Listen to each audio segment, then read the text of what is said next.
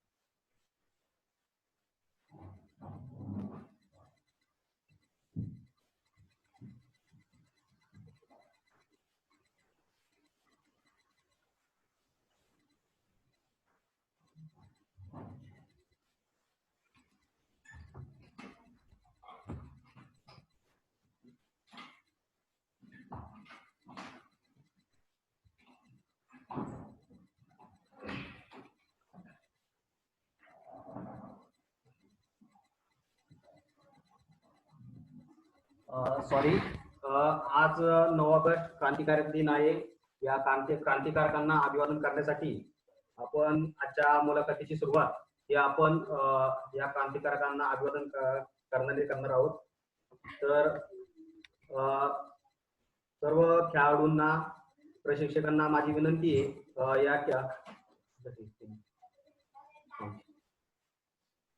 सगळ्यांना विनंती आहे की आपण आपल्या जागी उभं राहून राष्ट्रगीतासाठी उभं राहायचे.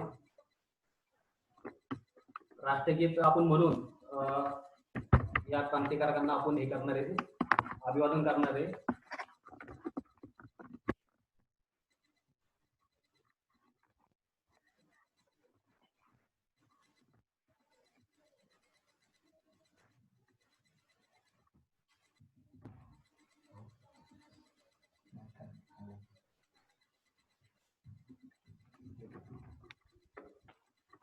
एकच मिनिट, जरा थोडस प्रॉब्लेम होते.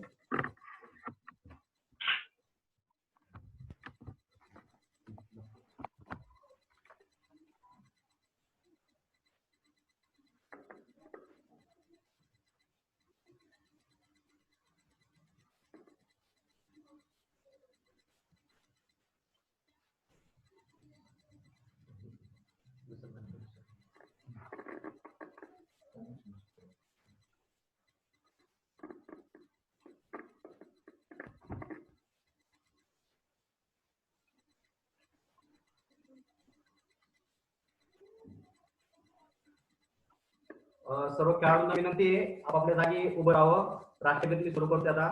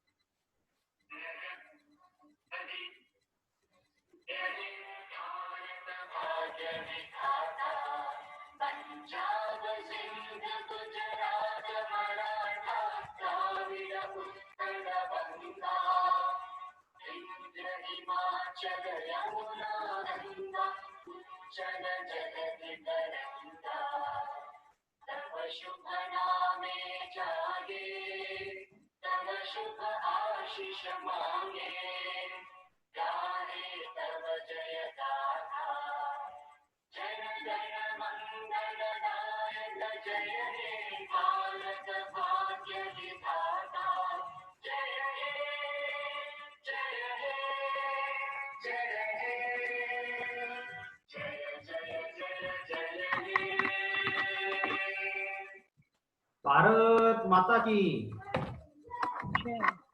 जय.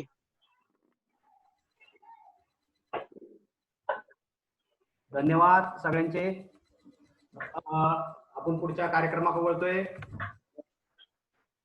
आजची मुलाखत त्यांची घेतोय, त्यांचा आपण परिचय करून देतोय थोडक्यामध्ये.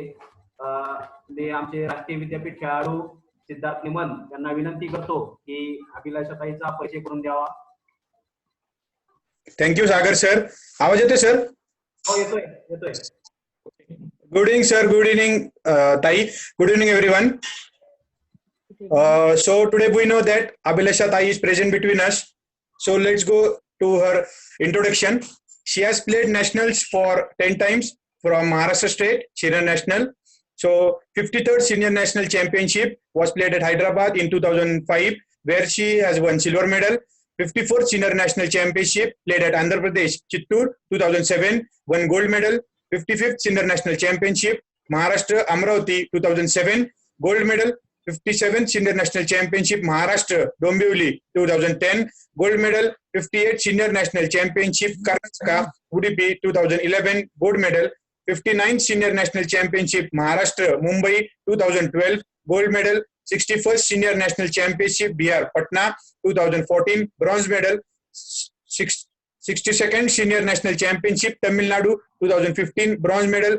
63rd Senior National Championship Karnataka Bangalore 2015, bronze medal.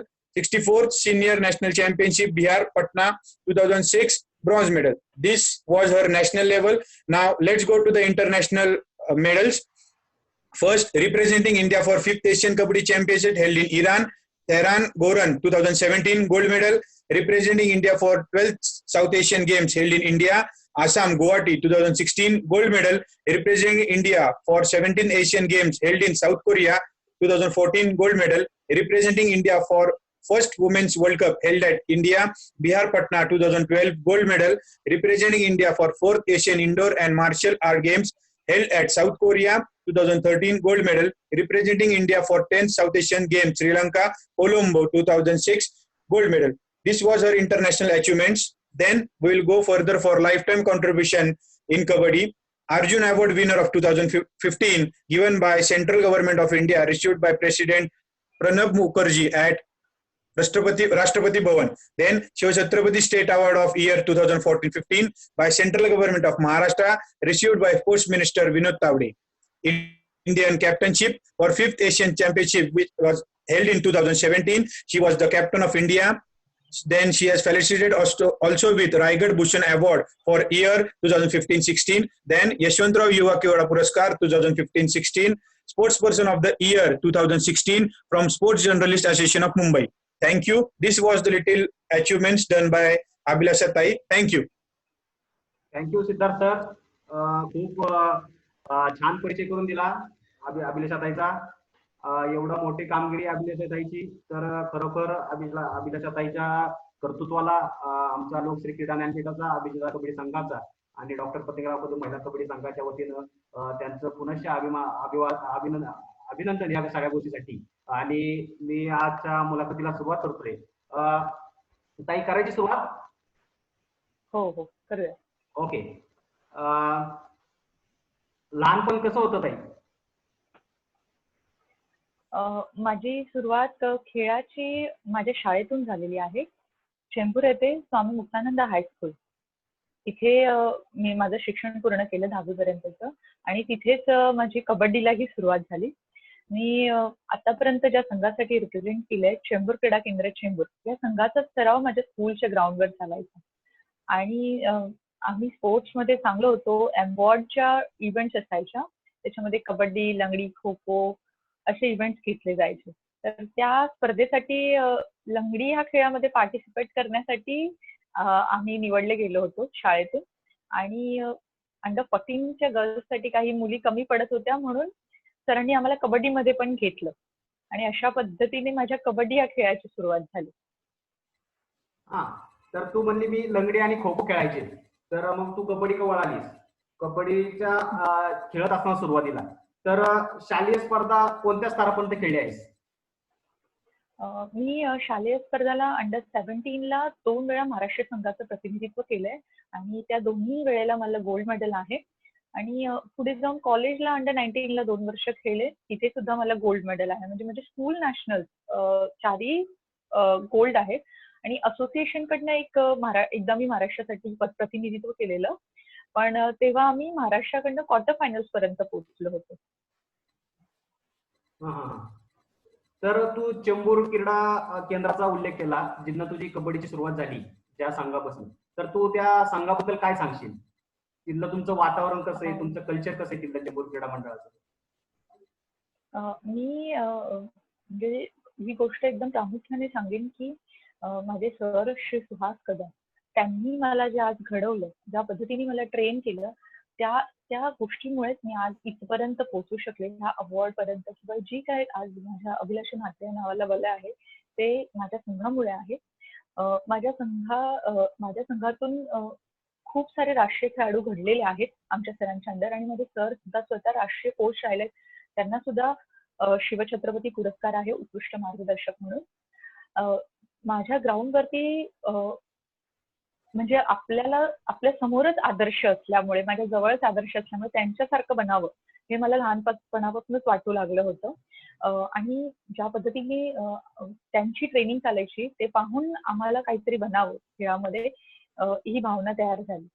आणि निशिगंध सावंत, देवयानी पाटील, हिमाली नार्वेकर असे मोठमोठे खेळाडू, साधना मालवणकर, हे आमच्या ग्राउंडवरचे आहेत. आणि त्यांना पाहत असताना असं वाटलं की अरे ताईसारखं आपण पण कधीतरी खेळावं. मनीषा सावंत म्हणून आमच्या ग्राउंडवरती जी खेळाडू आहे, ही माझा आदर्श राहिले, की मी नेहमी मनामध्ये जेव्हा मी कबड्डी मला समजायला लागली तेव्हापासून की मी मनीषा सावंत सारखं खेळावं असं माझं स्वप्न राहिलंय. आणि त्याची जोपासना करता करता आज आम्ही इथपर्यंत पोहोचलो. आज तुम्ही माझा खेळ पाहिला असेल तर त्याच्यामध्ये तुम्ही खूप सारे स्किल्स पाहता, की बसून एका पायावर टो टच करणं, किक करणं, रोल करणं, टर्न्स करणं. हे स्किल्स खूप कमी गर्ल्समध्ये बघायला मिळतात, कारण की मला हे माझ्या ग्राउंडवरती माझ्या सरांनी आणि आमच्या ताईंनी शिकवले. आणि त्या स्किल्सवरती म्हणजे मोस्ट ऑफ कबड्डी प्लेअर हा खूप धष्टपुष्ट असतो, खूप हाईट असते, ताकद असते त्याच्याकडे, तो जास्त यशस्वी होतो. पण माझ्याकडे एवढं वेट नव्हतं, हाईट होती चांगली पण तेवढं वजन वेट नव्हतं. पण तरी सुद्धा मी आजपर्यंत या खेळामध्ये, या करिअर बेस्ड जीवनात जिवंत राहू शकले, कारण की माझ्याकडे ते स्किल्स होते आणि त्या स्किल्सच्या जोरावरती आज मी इथपर्यंत पोहोचू शकले. कोणत्या स्पर्धेमुळं तुझ्या कबड्डीला एक टर्निंग पॉइंट किंवा करिअरला कलाटणी भेटली असं तुला वाटतंय? मी 2011ला 2003 का 4चा हा विषय आहे. आम्ही डिस्ट्रिक्टच्या टीम मुंबई उपनगर जिल्ह्यासाठी मी पहिल्यांदा सिलेक्ट झाले होते आणि तिथून आम्ही पुण्याला एक स्टेट सिलेक्शन खेळायला गेलो होतो. पण तिथून पुढे माझं महाराष्ट्राच्या संघामध्ये 20 मध्ये सिलेक्शन झालं, पण त्याच्या पुढे महाराष्ट्राच्या संघात 12 मध्ये सिलेक्शन होऊ शकलं नाही. त्या 20 मधून मला परत यावं लागलं होतं. पहिल्यांदाच मी उपनगरसाठी खेळले सिनियरला आणि महाराष्ट्राच्या 20 मध्ये सिलेक्शन झालं. पण तिथे कॅम्प मधून जेव्हा मी परत आले तेव्हा मी थोडीशी निराश झाले होते की माझं सिलेक्शन नाही झालं, माझा परफॉर्मन्स चांगला झाला होता. पण त्या कॅम्पमध्ये मी माझं 100% दिलं. माझा परफॉर्मन्स त्या कॅम्पमध्ये, त्या ट्रायल्समध्ये मी दी बेस्ट दिला. त्या कारणापोटी 10-15 दिवसानंतर लगेच एक फेडरेशन कप होतं. जे सिनियर नॅशनल्सला 8 टीम क्वालिफाय होतात, त्या 8 टीम्स त्या फेडरेशन कपला खेळू शकतात. आणि ते फेडरेशन कप कॉन्सिडेंटली पुण्यात मनसरला होतं. आणि त्या एक 12वा प्लेअर येत नव्हता महाराष्ट्राच्या संघातला, म्हणून मला बोलवण्यात आलं. आणि मला ती एक संधी मिळाली माझ्या आयुष्यातली की मी पहिल्यांदा सिनियरच्या टीम मध्ये महाराष्ट्राच्या प्रतिनिधित्व करणार होतं. आणि त्या स्पर्धेमध्ये क्वार्टर फायनल्स पर्यंत तर मला खेळायला संधी नव्हती मिळाली. सरांनी माझे कोच त्यावेळेला तारक राऊत होते, त्यांनी राखून ठेवलं की अभिलाषा तुला सेमीफायनल्स आणि फायनल्सला खेळायचं आहे. मनामध्ये कुतूहल होतं आणि बसून मी बेंचवरती हा पण विचार करत की माझ्यासाठी खूप मोठी संधी आहे की माझ्यासाठी सगळे ड्रीम्स प्लेयर्स आहेत. अनुराधा डोणगावकर, मेघाली कोरगावकर, लता पंचाळ, ह्या सगळ्यांसोबत मला खेळायला मिळणार आहे. तर मला माझं बेस्ट द्यायचं आहे आणि मला सेमीफायनल्स आणि फायनल्स खेळायला मिळाले. फायनल्सच्या मॅचला म्हणजे मी त्या वेळेला 17 वर्षाची आहे. मला महाराष्ट्राकडनं इंडियन रेल्वेज विरुद्धचा फायनलचा सामना पूर्ण खेळायला मिळाला. सुरुवातीला थोडं मॅच अटीतटीची चालू होती आणि सगळे सिनियर आधी चढाई करणार आणि त्याच्यानंतर आम्हाला संधी मिळत होती. पण जशी जशी मला संधी मिळत गेली मी स्कोर करत गेले आणि त्या मॅचला मी खूप उपान खेळले आणि त्या सामन्यामध्ये मी खूप चांगले स्कोर्स केले, पण मी माझ्या संघाचा पराभव टाळू शकले. मी पूर्ण शक्तीचे प्रयत्न केले होते त्या सामन्यामध्ये विजय मिळवण्याचा, पण तो सामना मला जिंकता आला नाही. तो समोरच्या भारतीय रेल्वे संघामध्ये सुमती पुजारी, भक्ती कुलकर्णी असे भरपूर मोठमोठे नावं असणारे प्लेयर्स होते आणि मला तेव्हा त्या एज मध्ये त्या प्लेयर्स बद्दल इतकी कल्पना नव्हती. मला फक्त होतं की मला संधी मिळाली आणि मला खेळायचं. तो सामना जेव्हा संपला तेव्हा मी थोडी निराश झाले की आम्ही हरलो होतो, पण त्या सामन्याच्या नंतर जेवढं क्राऊड होतं, अगदी आमचा कबड्डीचा चौकून सोडला तर अख्खं स्टेडियम भरलं होतं आणि सगळेच जण 4 नंबर असं चीअर करत होते. तेव्हा मी सरप्राईज झाले की आम्ही हरलोय तरी क्राऊड आमच्या नावाने का ओरडते. तर माझ्या ताईने सांगितलं तू आज खूप छान खेळलेस आणि म्हणून ते खुश झालेले क्राऊड तुझ्या नावाने ओरडते. तो माझ्या आयुष्यातला खूप अविस्मरणीय क्षण होता आणि त्या स्पर्धेनंतर माझ्या आयुष्यात मी असं म्हणजे एक टर्निंग पॉइंट राहिला आणि माझ्या करिअरची एक सुरुवात झाली. तिथे त्या स्पर्धेला मला त्या स्पर्धेला भक्ती कुलकर्णी, सुमती पुजारी, बनानी शाह असे प्लेयर्स असताना देखील मला त्या स्पर्धेतलं ऑलराऊंडर हे बक्षीस मिळालं. म्हणजे 10 दिवसापूर्वी त्या प्लेयरला 12च्या संघामध्ये निवड होत नाही महाराष्ट्राची आणि त्या प्लेयरला 12वं बोलून मला त्या स्पर्धेतलं ऑलराऊंडरचं प्राइज मिळालं. अशी हे झाले. त्या स्पर्धेला शरद पवारांकडनं रिस्पेक्टेड शरद पवार सर यांच्याकडनं मला ते प्राइज मिळालं होतं. मला अजूनही लक्षात आहे आणि तिथून माझी एक सुरुवात झाली. तू त्या स्पर्धेच्या टाइमला 12वीला पण होती. पप्पा वाटतं काही सोडत नव्हते, पण सरांनी म्हणजे विषय असाच होता की वेकेशन बॅचेस चालू होतात. आपल्या 11वीची एक्झाम संपलेली असते आणि 12वीच्या ऍडमिशनच्या आधी वेकेशन बॅचेस चालू झालेले असतात. त्यामुळे बाबांनी सांगितलेलं हे वर्ष जरा अभ्यासाकडे लक्ष द्यायचं, स्पर्धा खेळायच्या नाही. पण माझ्या सरांनी त्यांना समजवलं की एक्झॅक्टली फेडरेशन कप म्हणजे हॅलो ऐकू येतंय? फेडरेशन कप ही कुठल्या लेवलची स्पर्धा आहे आणि अभिलाषाला कुठली मोठी संधी मिळते हे त्यांना समजवलं की तुम्ही या स्पर्धेमुळे अभिलाषाला खूप फरक पडू शकतो. म्हणून मग मला आठवतं कॅम्पच्या स्पर्धा चालू व्हायच्या 2 दिवस आधी मी कॅम्पला गेले होते आणि अशी एक माझ्या आयुष्यातली कलाट मी त्या स्पर्धेमुळे मला मिळाली. वा, छान. तू महाकबड्डी लीग स्पर्धेतही खेळलेली आहे आणि रायगड संघातून खेळलेली आहे. काही चुकांमुळे तुम्ही फायनल मध्ये हरला, पण पूर्ण महाकबड्डी लीगचा अनुभव कसा होता तुझा? महाकबड्डी लीग खरंच एक खूप मोठं प्लॅटफॉर्म आहे कबड्डी प्लेयरसाठी, कारण की प्रत्येक प्लेयरला सगळीकडे संधी मिळेल असं नाहीये. सिलेक्ट होऊन त्यांना टीम मधून खेळता येईल डिस्ट्रिक्टला किंवा पुढे स्टेटला. पण महाकबड्डी लीग मुळे खूप नवीन सितारे महाराष्ट्राचे ओळखीला आले. त्यामुळे सर्वप्रथम मी महाकबड्डी लीग आयोजकांचे धन्यवाद करेन की त्यांनी ही अशी एक स्पर्धा घेतली ज्यांच्यामुळे महाराष्ट्रातल्या कॅलिबरला सगळ्यांसमोर यायची एक संधी मिळाली, एक प्लॅटफॉर्म मिळाला. महाकबड्डी लीग जेव्हा मी पहिल्यांदा खेळले होते तेव्हा आम्ही गटातच हरलो होतो. हे फार मला वाईट वाटलं होतं, पण पुन्हा एकदा एक संधी मिळाली महाकबड्डी लीगच्या वेळेला जेव्हा दुसरा सीझन झाला आणि आम्ही फायनल्स पर्यंत पोहोचलो. महाकबड्डी लीग मध्ये आम्ही जेव्हा खेळत होतो तेव्हा मला एक सगळ्या प्लेयर्स कडनं हाच प्रतिसाद मिळत होता की ताई आज आमचे पालक आम्हाला टीव्हीवर बघतायत, आमचे पण फॅन्स तयार होतात, आमची एक वेगळी ओळख तयार होते, तुझ्यासोबत आम्हाला खेळायची संधी मिळते. अशा पद्धतीने महाकबड्डी लीगचा प्रतिसाद होता आणि त्यांना त्या लीगमुळे एक आर्थिकदृष्ट्या मदतही होणार होती. सो मी म्हणेन की अशी ही लीग न थांबता पुन्हा व्हावी, कारण की मुलांना आज प्रो कबड्डीमुळे संधी आहे पण मुलींना अजून तशी संधी मिळत नाहीये. तर ही महाकबड्डी लीग पुन्हा व्हावी अशी मी देवाकडे प्रार्थना करेन. निश्चित सगळ्यांनी आपल्या कबड्डीच्या सर्व पदाधिकाऱ्यांनी आशिषांच्या जर मानावर घेतलं तर निश्चित महाकबड्डी लीग पुन्हा चालू होईल अशी अपेक्षा करायला काही हरकत नाही. पण तुझे प्रशिक्षक तू सांगितले, माझे प्रशिक्षक सुहास कदम सरांनी तुझ्यावरती काय काय इफेक्ट घेतले किंवा तुझा खेळ चांगला होण्यासाठी काय काय त्यांच्याकडून करून घेतलं आपण त्यांनी? आम्ही जेव्हा ग्राउंडवर जायला लागलो, सुरुवात झाली, तेव्हा आम्ही जे ज्युनियर्स होतो, जे लहान बॅच होते, ते आमची ताई बघायची, देवयानी पाटील म्हणून. ताईने एक बेसिक कबड्डी प्लेअर आमच्याकडनं इम्प्रूव्ह करून घेतला होता, म्हणजे हँड टच करणं, टो टच करणं. पण एकदा रिदम, एक स्पीड आल्यानंतर मग सरांनी आम्हाला स्किल्समध्ये डेव्हलप केलं, की कुठलं स्किल केल्यानंतर कसं बाहेर पडायचंय, मध्यरेषेपर्यंत पोहोचण्यासाठी कसं स्ट्रगल करता यायला पाहिजे, कुठल्या वेळेला कुठला गडी टिपता आला पाहिजे, कोणाचं लक्ष नाहीये, कमी ताकद लावता आपली स्ट्रेंथ, आपली स्पीड आणि हाईटच्या जोरावर मी कसे काय पॉईंट स्कोर करू शकेल. इव्हन जेव्हा आम्ही मॅचेसला पण असायचो ना, जर आम्ही एखादा सामना हरतोय तर त्या सामन्यामध्ये पण सर मागून असं सांगायचे की 100ने हरलो तरी चालेल, पण शेवटपर्यंत, म्हणजे रेफरीची शेवटची विसल होईपर्यंत आपण फाईट केलं पाहिजे, म्हणजे आपल्याला त्याचा उपयोग पुढच्या सामन्यांमध्ये होईल. आणि जर आपण ऑनेस्टली परफॉर्म करत असेल तर त्याचे पण फायदे आपल्याला नंतर भेटतीलच. आणि ह्या फायटिंग स्पिरिटमुळे मला कुठल्याही संघ समोर असो, म्हणजे इंडियन रेल्वेज असो, इराण असो, अजून कुठलाही मोठा संघ जरी समोर आला तरी दडपण कधी आलं नाही, कारण की मला तसं माझ्या संघातून शिकवलं गेलं होतं.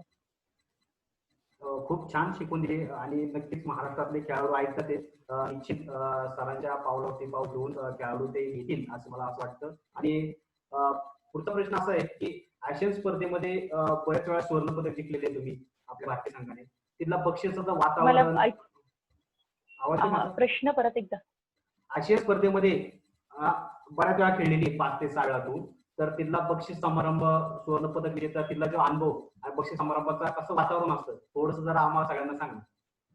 काय असते तिथली एन्जॉयमेंट? खरं त्या बक्षीस वितरण समारंभाबद्दल खरंच खूप गोड आठवणी आहेत, की एक सुरुवात जेव्हा आपण इंडियन टीमसाठी जाण्यासाठी करतो त्याच्या आधी आपल्याला एका डिस्ट्रिक्टच्या टीमसाठी खेळायला लागतं. डिस्ट्रिक्टमधून मग सिलेक्ट होऊन महाराष्ट्राच्या संघात जावं लागतं.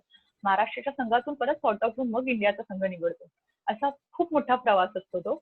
वर्षभर आमचं त्याच्यातच जातं आणि त्या इंडियन टीममध्ये 12 मध्ये सिलेक्ट झाल्यानंतरचा आनंद वेगळा, आणि त्याच्या पुढे 12च्या संघामध्ये निवड झाल्यानंतर आपण आपल्या संघाला गोल्ड मेडल जिंकून देतो. आज आपण जी काय एवढे वर्ष मेहनत केली आणि त्याच्यानंतर आज माझ्या संघाचं विजेतेपद, त्या पूर्ण कंट्रीजमध्ये आपला फ्लॅग सगळ्यात वरती असणं, ह्याच्या पलीकडे अभिमानाची गोष्ट नाही मला असं वाटतं. ते सगळ्या कंट्रीजमध्ये आमचा फ्लॅग वरती असतो आणि ते राष्ट्रगीत म्हणत असताना जो अभिमान वाटतो, म्हणजे मला असं वाटतं की तेव्हा असं वाटतं की आज आपण खरंच we are really proud to Indian, अशी मुवमेंट ती त्यावेळेला तयार होते. आणि त्या सगळ्या प्रवासानंतर ते गोल्ड मेडल आपल्या गळ्यात येणार, ते आपलं होणार, ही एकदम बेस्ट मुवमेंट आहे आयुष्यातले. काही तू सांगितलं तो आपला देशाचा फ्लॅग असा वरती वरती येतो, राष्ट्रगान होतं, खरं अंगावरती आता शहारे येतात ते.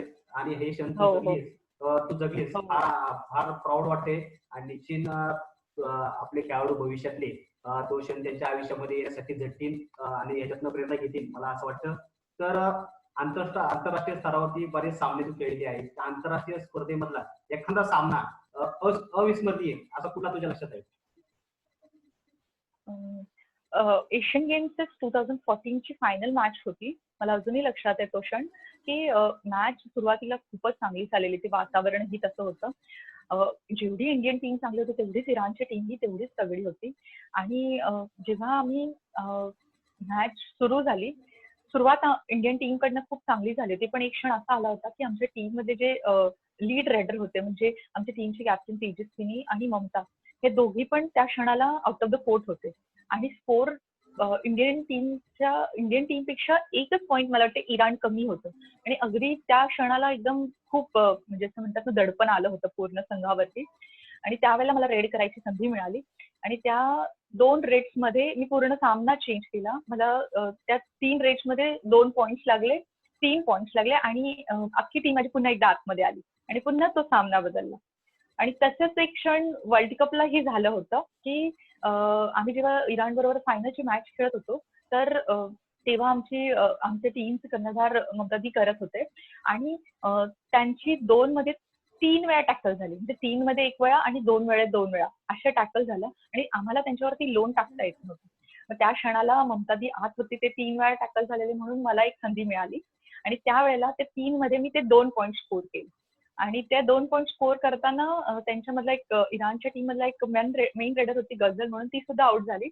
त्यामुळे एकच प्लेअर उरला आणि त्याला आम्ही टॅकल केलं आणि पुन्हा लोन झालं आणि पुन्हा स्कोर आमच्याकडे आला. म्हणजे ते क्षण माझ्यासाठी खूप विलक्षण आहेत की मला एक संधी मिळाली माझ्या संघाला विजयाकडे नेण्याची आणि माझ्यासाठी ते क्षण जास्त विलक्षण आहे. ताई, म्हणजे तुला ज्या वेळेस संधी भेटली त्या त्यावेळेस तू सोनं केले मला असं वाटतं. म्हणजे ते महाराष्ट्राची टीम असेल किंवा ते आपल्या देशाची टीम असेल. तर 2007 आणि 2008ला दोन्ही वर्ष तुला इंजुरी होती, इंजिनिअरिंग घासलं होतं, लिगामेंट ऑपरेट केलं, तुला ऑपरेशन केलं. या दुखापतग्रस्त असताना स्वतःला कसं सावरलं आणि त्यातनं बाहेर पडण्यासाठी काय काय उपचार केले? 2005 आणि 6 हे इयर माझ्यासाठी कबड्डीसाठी एकदम मोठा पीक पॉईंट होता. मी माझ्या कबड्डीची सुरुवात केली, सिनियर नॅशनल खेळले आणि लगेच मला इंटरनॅशनल मिळालं होतं. 2006 मी फर्स्ट इंटरनॅशनल रिप्रेझेंट पण करून आले. त्याच्यानंतर मला रेल्वेची नोकरी मिळाली. रेल्वेची नोकरी लागून मला 3-4 महिनेच झाले होते आणि मला एका सामन्यामध्ये राईट नीला इंजुरी झाली आणि तेव्हा मी खूप ब्लँक झाले होते की आता काय, ह्याच्या पुढे काय असतं, कारण की इंजुरी बद्दल काही कल्पनाच नव्हती. तरुण होतो, चांगला जोश होता, पण जेव्हा इंजुरी झालं तेव्हा खूप कोलॅप्स झालं होतं. पण माझ्या फॅमिलीने मला खूप चांगला सपोर्ट केला आणि माझ्या संघाने देखील त्याच वेळेला. पहिल्या इंजुरी नंतर मी चांगलं रिकव्हर केलं, खूप फास्ट रिकव्हर केलं, परत खेळायला सुरुवात केली. जर मला असं वाटतं 60%-70% फॉर्म परत पण आला होता आणि आम्ही दिल्लीला कॅम्प करत होतो आणि पुन्हा दुसऱ्या पायाची इंजुरी झाली आणि त्याच्यामुळे मला तो कॅम्प, इंडियन रेल्वेचा कॅम्प सोडून परत यावं लागलेलं आणि मग त्याच्यानंतरचा टाइम माझ्यासाठी खूप म्हणजे असं म्हणता येईल की स्ट्रगल टाइम राहिला. दोन्ही नीजचे ऑपरेशन झाले होते. पुन्हा परत तो फॉर्म भेटेल की नाही त्याबद्दल शंका होती आणि आता असं टाइम म्हणजे त्या दिवसांमध्ये असं वाटतं की ते दिवस जर माझ्या आयुष्यात नसते आले तर कदाचित मी हा माझ्या लाईफ मधला बेस्ट पार्ट कधी बघू शकले नसते. ते 4 वर्षाच्या टाइमने मला घडवलं की ज्या वेळेला मी सुरुवात केली तेव्हा मला एक्सरसाइज, डाएट, कबड्डीसाठी स्पेशल एक्सरसाइज काय करायला पाहिजे त्याच्याबद्दल कल्पना नव्हती. पण ऑपरेशनच्या पिरियडमुळे मी खूप फिजिओच्या ओळखीमध्ये आले, डॉक्टर्सच्या कन्सल्टेशन मध्ये आले. त्यांनी मला चांगलं गायडन्स केलं. मी काही फुटबॉल प्लेअर आणि एक त्यावेळेला जे हे होतं की परत एकदा खेळायचं आणि त्याच फॉर्मला खेळायचंय जे मी दोन्ही निकॅप नसताना खेळायचे. त्यामुळे मी खूप परस्यू केलं आणि त्या 4 वर्षाच्या टाइम मी वाईट आणि चांगले दोन्ही लोकांची भेट घालून दिली. त्या वेळाने मला जास्त शिकवलं आणि त्याच्यानंतर मी जेव्हा 2010ला पुन्हा एकदा उडपी नॅशनल खेळले, तिथे मला बेस्ट रेडर मिळाला आणि पुन्हा इंडियन कॅम्प मिळाला. त्याच्यानंतर सुदैवाने देवाच्या कृपेने मला कधी परत मागे बघावं लागलं नाही. त्याच्यानंतर मी सगळे इंटरनॅशनल कंटिन्यू खेळले आणि म्हणजे असं म्हणतात ना, ते 4 वर्ष जे आयुष्यातले स्ट्रगल मध्ये गेलेले त्याची परतफेड देवाने अगदी अर्जुन अवॉर्ड घेईपर्यंत आणि इंडियन कॅप्टन्सी पर्यंत दिली. त्यामुळे मी ते इंजुरीज माझे पॉझिटिव्ह मध्ये घेते. त्या इंजुरीजने मला शिकवलं किंवा त्या इंजुरीजने मला आज घडवलं. खूप छान खेळाडूंना संदेश दिलेला आहे तू या प्रश्नाचं उत्तर देऊन की इंजुरीचा काळ असेल किंवा संघर्षाचा काळ असेल त्यावेळेस त्या गोष्टीकडे तुम्ही पॉझिटिव्ह निघा आणि पॉझिटिव्हिटी तुम्ही जर मनात ठेवली आणि जर तुम्ही प्रयत्न करत राहिला तर निश्चित तुम्हाला यश भेटतं. ताईने मला असं वाटतं त्यानंतर सगळ्या इंटरनॅशनल स्पर्धा त्यांनी सांगितले काही खूप छान वाटते गप्पा मारताना त्या संघ. तर आता मला एक गोष्ट बोलायची होती. बोला. सॉरी, म्हणजे मी हे कनेक्ट करेन सगळ्या प्लेयर्सना. मी सांगू इच्छिते की तो जो टाइम असतो तो आपल्याला जर आपण पेशन्सफुली काढू शकलो वाईट वेळ, तर मला असं वाटतं की आपण पुढचा सूर्य बघू शकतो, सूर्योदय बघू शकतो. त्यामुळे त्या वेळेला जर आपण धैर्य ठेवलं, कारण की खूप एक स्पोर्ट्स पर्सनला घरी बसणं खूप अशक्य असतं. आता आज हे जे काय पॅन्डेमिक चालू आहे तो काय काळ आहे त्याच्यामध्ये स्पोर्ट्स पर्सन घरी बांधला गेलेला आहे. पण हा जर त्याने धीराने घेतला तर त्याचा उद्याचा काळ चांगला असेल. पण त्यासाठी त्याला आत्ता धीर ठेवणं फार गरजेचं आहे आणि स्वतःवर विश्वास करणं गरजेचं आहे. कारण की मी जेव्हा परत एकदा सुरुवात केली होती ना, तेव्हा माझा त्यावेळेचा खेळ आणि मागच्या टाइमचा खेळ ह्याच्यामध्ये कंपॅरिझन व्हायचं. ही अभिलाषा आणि ही अभिलाषामध्ये खूप डिफरन्स आहे. लोक बोलायचे येऊन, अरे अभिलाषा तसा परफॉर्मन्स नाही येतो, पण स्वतःवर विश्वास ठेवा. उद्या काही दिवसानंतर त्याच लोकांचे शब्द त्या टाळ्यांमध्ये बदलतील. या गोष्टीवरती तुम्ही जर विश्वास केला तर. आणि तो चमत्कार मी माझ्या आयुष्यामध्ये होताना पाहिलेला आहे की जे लोक क्रिटिसाइज करत होते त्या टाइमला की आता पुन्हा कधीच 2 ऑपरेशन म्हणजे खूप कठीण वेळ आहे. पण त्या 2 ऑपरेशनच्या नंतर मी त्या अर्जुन अवॉर्डच्या ट्रॉफीच्या समोर उभी होते आणि तो क्षण मला तेव्हा आठवला की कोणीतरी सांगितलेलं की अभिलाषा संपली किंवा खेळ संपला किंवा पुढे खेळू शकणार नाही आणि त्याच्यानंतर हा प्रवास. तो मला असं वाटतं की कठीण रस्ताच आपल्याला घडवू शकतो आणि ज्याचा रस्ता स्मूथ असेल तर तो कदाचित तिथपर्यंत नाही पोहोचू शकणार. नाही निश्चित निश्चित. तू छान टिप्स सांगितली खेळाडूंना, पेशन्स ठेवा. तर मी पुढे वळतो. तर मधल्या काळामध्ये 2018ला आशियन गेम झाले. त्या आशियन गेम मध्ये आपल्या भारताला हार पत्करावी हॅलो, लागली. हा, ऐका मला माझं. हा थोडासा हा ब्रेक झाला आवाज. हा तर आता त्या आशियन स्पर्धा आल्या. या स्पर्धेमध्ये आपल्या भारतीय महिला संघाला हार पत्करावी लागली इराणकडून. तर एक अनुभव म्हणून भारतीय महिला संघ तुल्यबळ करण्यासाठी आपल्याला काय काय करावं लागेल? तुझा अनुभव काय सांग? स्पेशल मी ही गोष्ट सांगू इच्छिते की आत्ताचा संघही तितकाच तुल्यबळच होता. पण जे आम्ही आतापर्यंत इंटरनॅशनल रिप्रेझेंट करत होतो तेव्हा संघ निवडताना एक असं कॉम्बिनेशन असायचं की सिनियर्स आणि यंग जनरेशन ह्या दोघांचं कॉम्बिनेशन टीम मध्ये असायचं. कारण की जितके यंग जनरेशन जी यंग प्लेयर्स आहेत गरजेचे आहेत टीमला, तेवढाच अनुभवी प्लेअरही असणं गरजेचं आहे. म्हणजे जितकं धोनी इम्पॉर्टंट आहे तेवढाच विराट कोहली इम्पॉर्टंट आहे टीमला. जेव्हा त्या दोघांची ताळमेळ व्यवस्थित होऊ शकते तेव्हाच विजय मिळू शकतो. कारण की आता ज्या वेळेला एशियन गेम्सचे मॅचेस आपण पाहिले, फायनलचे मॅचेस, तर अशा मुवमेंटला दडपण येतं. कारण की आपण एवढ्या मोठ्या लेवलला खेळत असतो. आणि पायल चौधरी हा खूप एक्स्ट्रॉर्डिनरी प्लेअर आहे. पण अनुभवाने जर पाहिलं गेलं तर ते दडपण तिच्यावरतीही दिसत होतं. संघामध्ये सगळे प्लेअर एका समवयाचे होते. त्यामुळे निर्णय घेताना चुकताना दिसले. जर एखादा कोणी सिनियर प्लेअर टीम मध्ये असता तर त्याचे निर्णय सगळ्यांनी ऐकले असते. कदाचित त्या सिनियर प्लेअरच्या खेळामधला परफॉर्मन्स इतका नसता चांगला, पण त्यांनी टीम चांगली कंट्रोल केली असती. त्यांनी सगळ्या टीमच्या प्लेयर्सने चांगलं खेळून घेतलं असतं. तर तशा पद्धतीने टीम बांधली गेली असती. आणि मी ही गोष्ट बोलू इच्छिते की काही प्लेयर्स म्हणजे प्रियंका म्हणून एक मुलगी होती हरियाणाची, जी टीममध्ये खरंच खूप एक्स्ट्रॉर्डिनरी परफॉर्मन्स करत होती. मी वर्ल्ड कप पासून तिच्या सोबत खेळते आणि ती कॅम्पमध्ये खरंच चांगला परफॉर्मन्स देत होती. पण तिच्या वेटमुळे थोडीशी वेट तिचं जास्त होतं. याच्यामुळे थोडासा गोंधळ होता की तिला टीममध्ये ठेवायचं की नाही. पण तिच्याकडे अनुभव आणि यंगस्टरपणा हे दोन्ही गोष्टी होत्या. असा जर प्लेअर टीममध्ये असा तर टीम चांगली बांधली गेली असती तर नक्की आपलाच विजय आहे. कारण की दुसरे संघ आपल्या जवळपास पण नाहीयेत आतापर्यंत आपण जेवढ्या स्पर्धा खेळलेलो आहेत त्याच्यामध्ये. आणि अजूनही तितकीच ताकद इंडियामध्ये आहे. फक्त तो संघ निवडताना जर अजून चांगली काळजी घेतली गेली. आणि कसं म्हणता येईल की जेव्हा आम्ही एशियन गेम्स खेळलो तेव्हा आमच्या मागे नीता दळवे आणि भास्करन सर यांसारखे कोच बसले होते. तर त्यांच्याकडेही खूप मोठा अनुभव आहे टीम खेळवण्याचा. नीता ताईकडे ही टीम मध्ये ती खूप वर्ष झाले इंडियन रेल्वेजला रिप्रेझेंट केलं, पुढे कोचिंग केली. भास्करन सरांकडे ही सर्व्हिसेसच्या टीम सारखा अनुभव होता. तर त्यांचे निर्णय त्या क्षणाला खूप महत्वाचे ठरतात की ह्या क्षणाला ह्याने रेडला गेलं पाहिजे, ह्या क्षणाने ह्याने थांबलं पाहिजे, हा सबस्टिट्यूट झाला पाहिजे. त्यामुळे टीम बांधणी जी 12 प्लेयर्स, आता आपण असं म्हणतोय की फक्त 7 प्लेअर वरती कॉन्सन्ट्रेट केलं पाहिजे असं नाही. पूर्ण 12 प्लेयर्स, सबस्टिट्यूट सुद्धा, म्हणजे 5 जणांची फळी पण तितकीच मजबूत आहे बाहेरच्या, आणि कोच. त्यामुळे टीम थोडी बॅलन्स होईल. अशा पद्धतीने जर टीम बांधली केली तर इंडियन टीमला पुढेही कोणी थांबू शकणार नाही. मला असं वाटतं भारतीय संघाच्या टीमच्या वरती चर्चा करत असताना आपण महाराष्ट्र संघाची पण तिच्या झालेली या मधल्या काळामध्ये मला असं वाटतं. तर आज जर आपण काही सांगितलं जर समजा जर पदाधिकाऱ्यांनी वगैरे जर केलं थोडंसं मनाव घेतलं तर निश्चित मला वाटतं महाराष्ट्र संघही आपला तुल्यबळ होऊ शकतो. तर तू 15 वर्षाचा तुझ्याकडे अनुभव आहे, तू मातीवरती सुद्धा खेळलेली आहे, तू मॅटवरती सुद्धा खेळलेली आहे. तर मातीवरती खेळणं आणि मॅटवरती खेळणं याच्यात काय फरक आहे? एकतर खूप जणांकडनं मी ही गोष्ट ऐकली की मॅटवरती खूप दुखापती होतात. आता कसं आहे की ज्या कोर्टवर आपल्याला खेळायचं आहे, मग ती माती असो किंवा मॅट असो, त्यावरती त्याच्या स्पर्धेच्या आधी आपल्याला त्याच्यावरती सराव करणं खूप इम्पॉर्टंट आहे. आपण मातीवरती प्रॅक्टिस करून मॅटवर जर आपण डायरेक्ट मॅच खेळायला गेलो तर त्या सरफेसवरती आपल्याला दुखापत होणं 100% आहे. त्यामुळे आपल्याला ज्या सरफेसवर खेळायचं, मग आपल्याला मातीवर खेळायचं तर मातीवरती, म्हणजे आता आपण मॅटवर पूर्ण वर्षभर प्रॅक्टिस केली आणि मातीवर जाऊन मॅच खेळलो तरी सुद्धा आपल्याला त्रास होणार, कारण की आपले पाय सरकतील. आणि मॅटवरती कम्पॅरेटिव्हली मातीवरच्या फ्लोअरपेक्षा मॅटवरती जास्त स्ट्रेंथ लागते पायांमध्ये, स्टॅमिना जास्त लागतो. इंडोर असेल तर आपल्याला ऑक्सिजन कमी मिळतं, त्यामुळे आपला स्टॅमिनाही जास्त हवा असतो.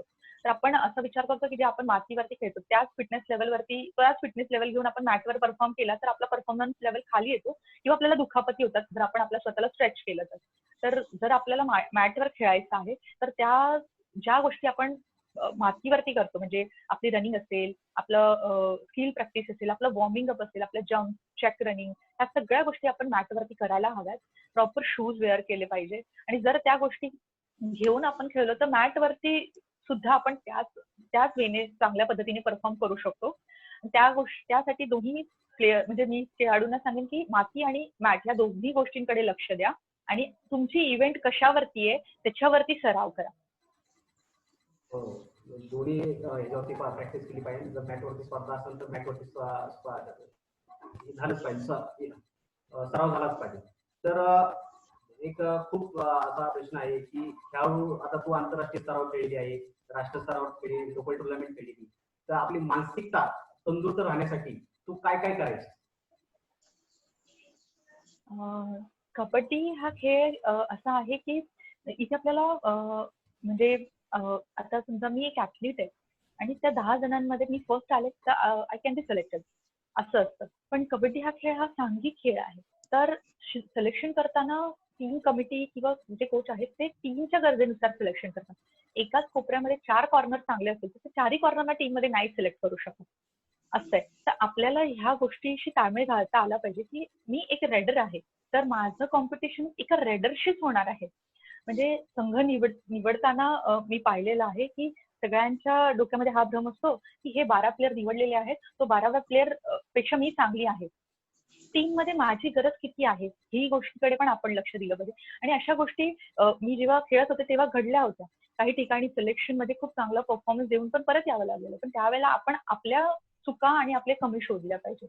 म्हणजे आमच्या सरांनी नेहमी ही शिकवण दिली की संघाला गरज असली पाहिजे म्हणून तुझं सिलेक्शन झालं पाहिजे. तुला टीमच्या सिलेक्शनची गरज असली पाहिजे म्हणून तुझं सिलेक्शन नाही झालं पाहिजे. जर संघाला तुझी गरज असेल आणि असा परफॉर्मन्स तू नेहमी दिलास तर तुझी बाजू नेहमी उजवी असेल आणि अशा पद्धतीने तू थिंक कर.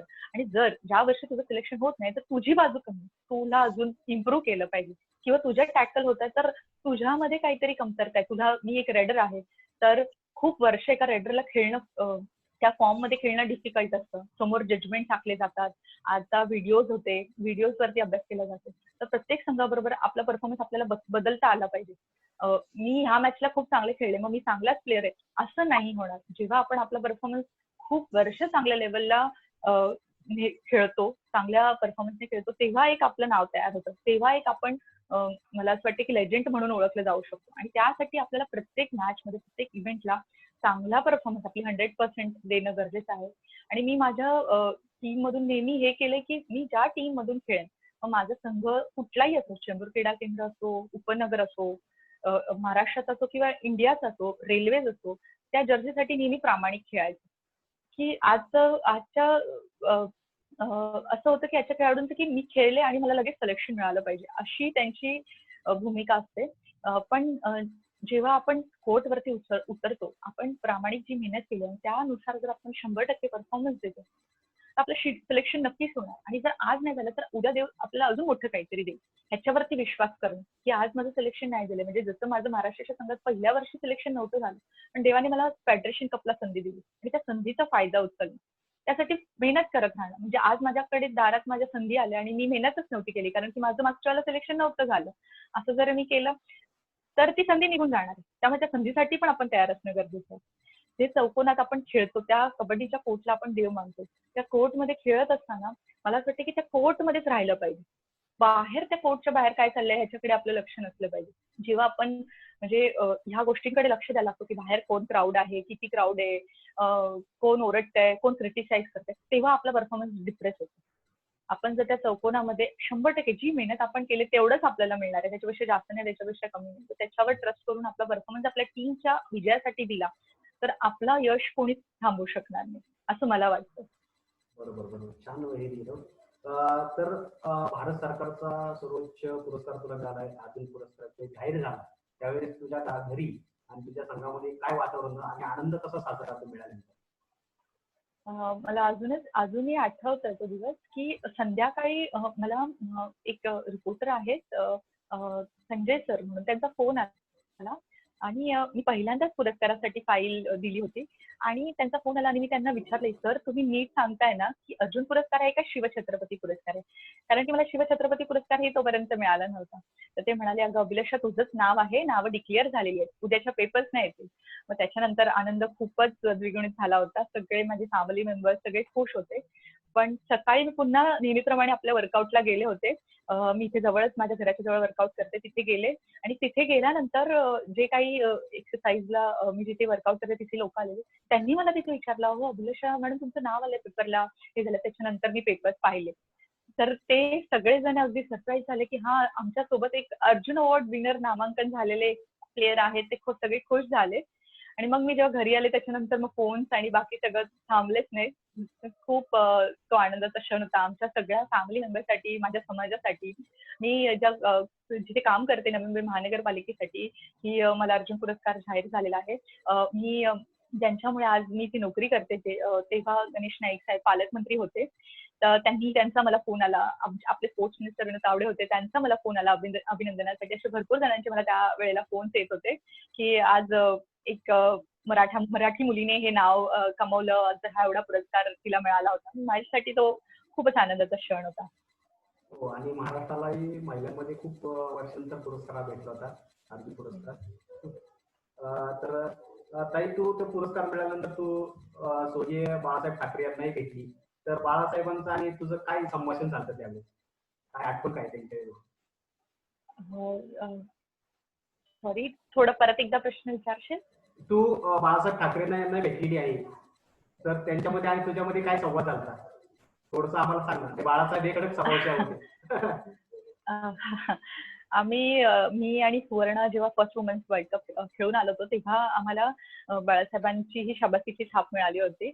आम्ही जेव्हा त्यांच्याकडे गेलो होतो, मी खरंच त्यांना पाहून मला त्यांना भेट झाली माझी. त्याच्यामुळे मी धन्य झाले होते की मला बाळासाहेबांना भेटायची एकदा संधी मिळाली.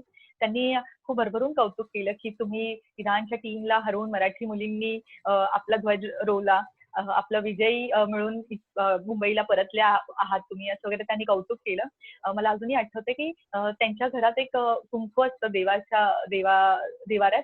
त्यांनी ते मागवलं आणि आमच्या दोघांच्या कपाळाला लावलं. खूप कौतुक केलं आणि सगळ्यांना आवाहन केलं की आपल्या मराठी मुलींनी आपली मान उंचावलेली आहे, तर सगळ्यांना त्यांच्याकडनं गोड शाबासकी मिळू दे म्हणून. आणि त्यांनी ज्या पद्धतीने आम्हाला जे प्रश्न करत होते, मला खरंच कुतूहल वाटते की कशी झाली मॅच, किंवा इराणी प्लेयर्स होते त्यांच्यामध्ये तुम्हाला कसं वाटत होतं. मला अजून तो क्षण आठवतोय की मराठी बाणा कसा जपला, त्यांची जी भाषा आहे रुबाबदार, तर तो हे क्षण माझ्या आयुष्यातला मोठा क्षण होता. तर कबड्डी महर्षी बॉस आळवी यांनी तुला काही टिप्स दिल्या, काय कर काय करू नको, तर थोडस त्याच्याबद्दल आपण सांग ना आम्हाला. आदरणीय श्री शंकरराव साळवी यांच्याबद्दल मी सांगेन की मी जेव्हा त्यांना भेटले होते, मी पहिल्यांदा जेव्हा फर्स्ट सिनियर नॅशनल रिप्रेझेंट केलेलं, मला त्या स्पर्धेला ऑलराऊंडरचं प्राइज मिळालं होतं. आणि त्यावेळेला महाराष्ट्राचा सगळं खूप चांगला बलाढ्य टीम होती. खूप यंगस्टर आणि मी म्हटलं ना, यंगस्टर आणि सिनियरचं खूप चांगलं कॉम्बिनेशन होतं. त्या स्पर्धेला बुवा सर तिथे हैदराबादला मॅच बघायला देखील आले होते. त्यांना अपेक्षा होती की ह्या वेळेला महाराष्ट्राचा संघ एवढे वर्ष जी इच्छा होती की जिंकू शकले नाही ते पूर्ण होईल. पण तिथे सुद्धा आम्ही एका गुणाने पराजित झालो होतो भारतीय संघाबरोबरती. तेव्हा त्यांनी मला असं सांगितलं होतं की तू रेल्वेजला जाऊ नकोस, तू महाराष्ट्राकडनंच खेळ, आपण तुझ्या नोकरीचं पाहूयात इथे, पण तू महाराष्ट्राकडनंच खेळ, अनुराधासारखं तू सुद्धा पुढे महाराष्ट्राचं नाव मोठं करशील, असं त्यांनी मला त्यावेळेला सांगितलं होतं. खूप मोठ्या हस्तींना तुला भेटायला भेटले तुझ्या खेळामुळं, तुझ्या कर्तृत्वामुळं. फार छान वाटते की आज आम्ही बॉनच्या सानिध्यात असलेल्या व्यक्तींबरोबर बोलतोय, किंवा बाळासाहेब ठाकरे यांना भेटलेल्या व्यक्तींबरोबर बोलतोय. काही खूप छान प्राऊड वाटते आज तुझ्याशी गप्पा मारताना, आणि खेळाडूंनाही आनंद वाटतोय. खूप छान छान कमेंट येतात युट्यूबला. तर तू आता उल्लेख केला की रेल्वेच्या संघामध्ये, जर रेल्वेच्या संघातही तू खेळलेली आहेस आणि महाराष्ट्राच्या संघातही खेळलेली आहेस, तर दोन्हीमध्ये खेळताना काय वाटतं, म्हणजे काय काय फरक आहे दोन्ही संघात? हा फरक मी नक्की सांगू इच्छिते, कारण की हा फरक जर आपल्या महाराष्ट्राच्या संघामधून प्रतिनिधित्व करताना बदलला गेला तर महाराष्ट्राच्या संघातही तितकंच कॅलिबर आहे. आम्ही जेव्हा रेल्वेच्या संघातून सिलेक्ट होतो इंडियन रेल्वेजला, पहिला नेहमीप्रमाणे जसं आपल्याकडे स्टेट सिलेक्शन होतात, महाराष्ट्राच्या संघाकडे स्टेट सिलेक्शन होतात, तसेच रेल्वेच्या संघाकडेही इंटर रेल्वेज होतात. त्या इंटर रेल्वे व्हायच्या आधी आमच्या सेंट्रल रेल्वे, मी सेंट्रल रेल्वेला रिप्रेझेंट करायचे, त्यांचे 2-3 महिन्याचे कॅम्प झालेले असायचे. मॅटवरती 3 महिन्याचा सराव आणि तेवढा फिटनेस, त्याच्यानंतर पुन्हा इंडियन रेल्वेच्या संघामध्ये सिलेक्शन झाल्यानंतर 2 महिन्याचा कॅम्प आणि त्याच्यानंतर नॅशनल खेळायला आल्यानंतर खूप सारा फिटनेस तयार झालेला असतो. आणि आपण जसं म्हणतो की परीक्षेच्या आधी जर आपली 3-4 वेळा सराव परीक्षा झाली असेल तर आपल्याला पेपर नक्की सोपा जाणार. महाराष्ट्राच्या संघामध्ये काय होतं की महाराष्ट्राचे जे प्लेयर्स आहेत दे आर रिअली टॅलेंटेड, पण ते इंडिव्हिज्युअली खूप मेहनत करतात. म्हणजे आता महाराष्ट्राच्या संघातून जेव्हा आम्ही सिलेक्ट करतो तर मी महाराष्ट्राच्या संघात निवड व्हायच्या आधी मी माझी एकटी भरपूर फिटनेस करणार किंवा मी एकटी प्रॅक्टिस करणार, पण शेवटी सांघिक भावना एकत्र संघ येऊन खेळणं खूप इम्पॉर्टंट आहे. आणि तो संघ एकत्र येणार तो फक्त 10 दिवसासाठी, त्याच्यामध्ये पण त्या 10 दिवसामध्ये पण 10-20 सेशन्स होणं कठीण होतं. तर मला असं वाटतंय की जेव्हा आपण ते 10 दिवसाचे 2 महिने करू, मी 1 महिना पण नाही बोलणार, जेव्हा आपण ते 2 महिन्याचा कॅम्प लावू आणि तो कॅम्प स्टेट सिलेक्शन हे सगळं मॅटवरती होईल, तेव्हा आपण महाराष्ट्राचा संघ सिनियर नॅशनलला त्या तोडीचा परफॉर्मन्स देऊ शकेल बाकीच्या संघांसोबत. कारण की जर आपण इंडियन रेल्वेजला हरवायचं स्वप्न बघतो किंवा आपण तिथे सिनियर नॅशनलला विजेतेपद आणायचं स्वप्न बघतो, तर आपण ज्या संघांना आपल्याला हरवायचंय त्यांच्या दुप्पट मेहनत करायला हवी आणि तेव्हा आपण त्यांना बीट करू शकतो किंवा त्यांना आपण चांगली लढत देऊ शकतो. टीम मध्ये इंडिव्हिज्युअली खूप सगळे फिट आहेत, सगळे चांगलं खेळतायत, त्यांचा इंडिव्हिज्युअली जर स्कोर काढला स्टेट मधला तर तो चांगला आहे, पण जेव्हा ग्रुप गेमची गोष्ट येते तेव्हा ते कॉम्बिनेशन तयार नाही होत, कारण की तो टाइम त्यांच्याकडे फार छोटा असतो. म्हणजे आता मी जेव्हा कराडला स्पर्धा खेळल्या होत्या तेव्हा कराडची स्पर्धा मला वाटतं 2 वर्षापूर्वी कराडला आमचे स्टेट सिलेक्शन मातीवर झाले होते आणि जेव्हा आम्हाला पुढे स्पर्धेत खेळायला जायचं होतं पटनाला, तेव्हा ती स्पर्धा पटनालाच मला वाटतं, मला नक्की लक्षात नाहीये, पुढे सिनियर नॅशनल खेळायला होतं ते मॅटवरती होतं. तर त्या मॅटवरती म्हणजे मी तुम्हाला पुन्हा सांगितलं की जर ज्या सरफेसवर खेळायचं तर त्या सरफेसवरती आपल्याला सराव करणं गरजेचं आहे. आणि मॅटवरती पहिला आठवडा ती बॉडी अडॉप्ट करायलाच टाइम जातो, कारण की बॉडी खूप टायर्ड होते. तर तो जो टाइम असतो 10 दिवसाचा किंवा 15 दिवसाचा हा खूप कमी टाइम आहे सिनियर नॅशनल सारख्या मोठ्या इव्हेंटसाठी. आणि जर ते स्वप्न आपल्याला बघायचं असेल सिनियर नॅशनलच्या मेडलचं, तर आपल्यापेक्षा आता दुसरे राज्य खूप चांगला प्रयत्न करतात, खूप मोठे कॅम्प लावतात आणि तशा पद्धतीने प्रॅक्टिस करतात म्हणून ते यशस्वी होतात. म्हणजे हिमाचलची टीम असेल आता किंवा हरियाणाची टीम असेल त्यांचे रिझल्ट चांगले येत आहेत, याचं कारण फक्त एवढंच आहे की त्यांचे कॅम्प मोठे असतात आणि त्यांचा एकत्रितपणा चांगला आहे. त्यांच्याकडे कमी टीम्स आहेत तर एका टीम मधून 600-6 प्लेअर टीम मध्ये घेतले जातात, त्यांचं कॉम्बिनेशन एकदम बेस्ट असतं. पण असं आपल्या महाराष्ट्राच्या टीम मध्ये नाही होत. आणि ही गोष्ट मी पुन्हा सांगेन की जसं क्रिकेटमध्ये आहे, कितीही चांगले बॅट्समॅन असले तरी टीम मध्ये बॉलर ही तेवढाच इम्पॉर्टंट आहे आणि फिल्डर ही तितकाच इम्पॉर्टंट आहे. तसंच महाराष्ट्राच्या संघामध्ये आपल्याकडे रेडर्सची संख्या खूप चांगली असते.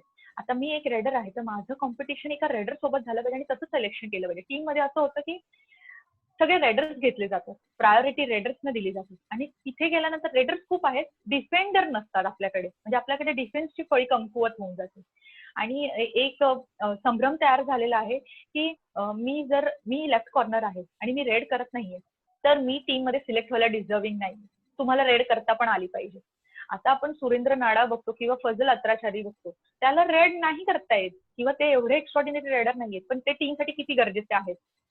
किंवा मोहित असेल, आपण खूप सारे प्लेयर, विशाल माने सारखा प्लेअर आपण बघतो महाराष्ट्राचा, he is a good example की तो फक्त डिफेंडर आहे.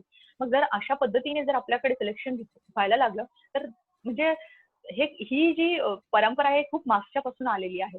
मग त्यामुळे आपल्या ग्राउंडवरती तयार करताना आपण चांगला प्लेअर आधी रेडर म्हणून तयार करतो की त्याला रेडरच बनवायचा, असं होऊन जातं.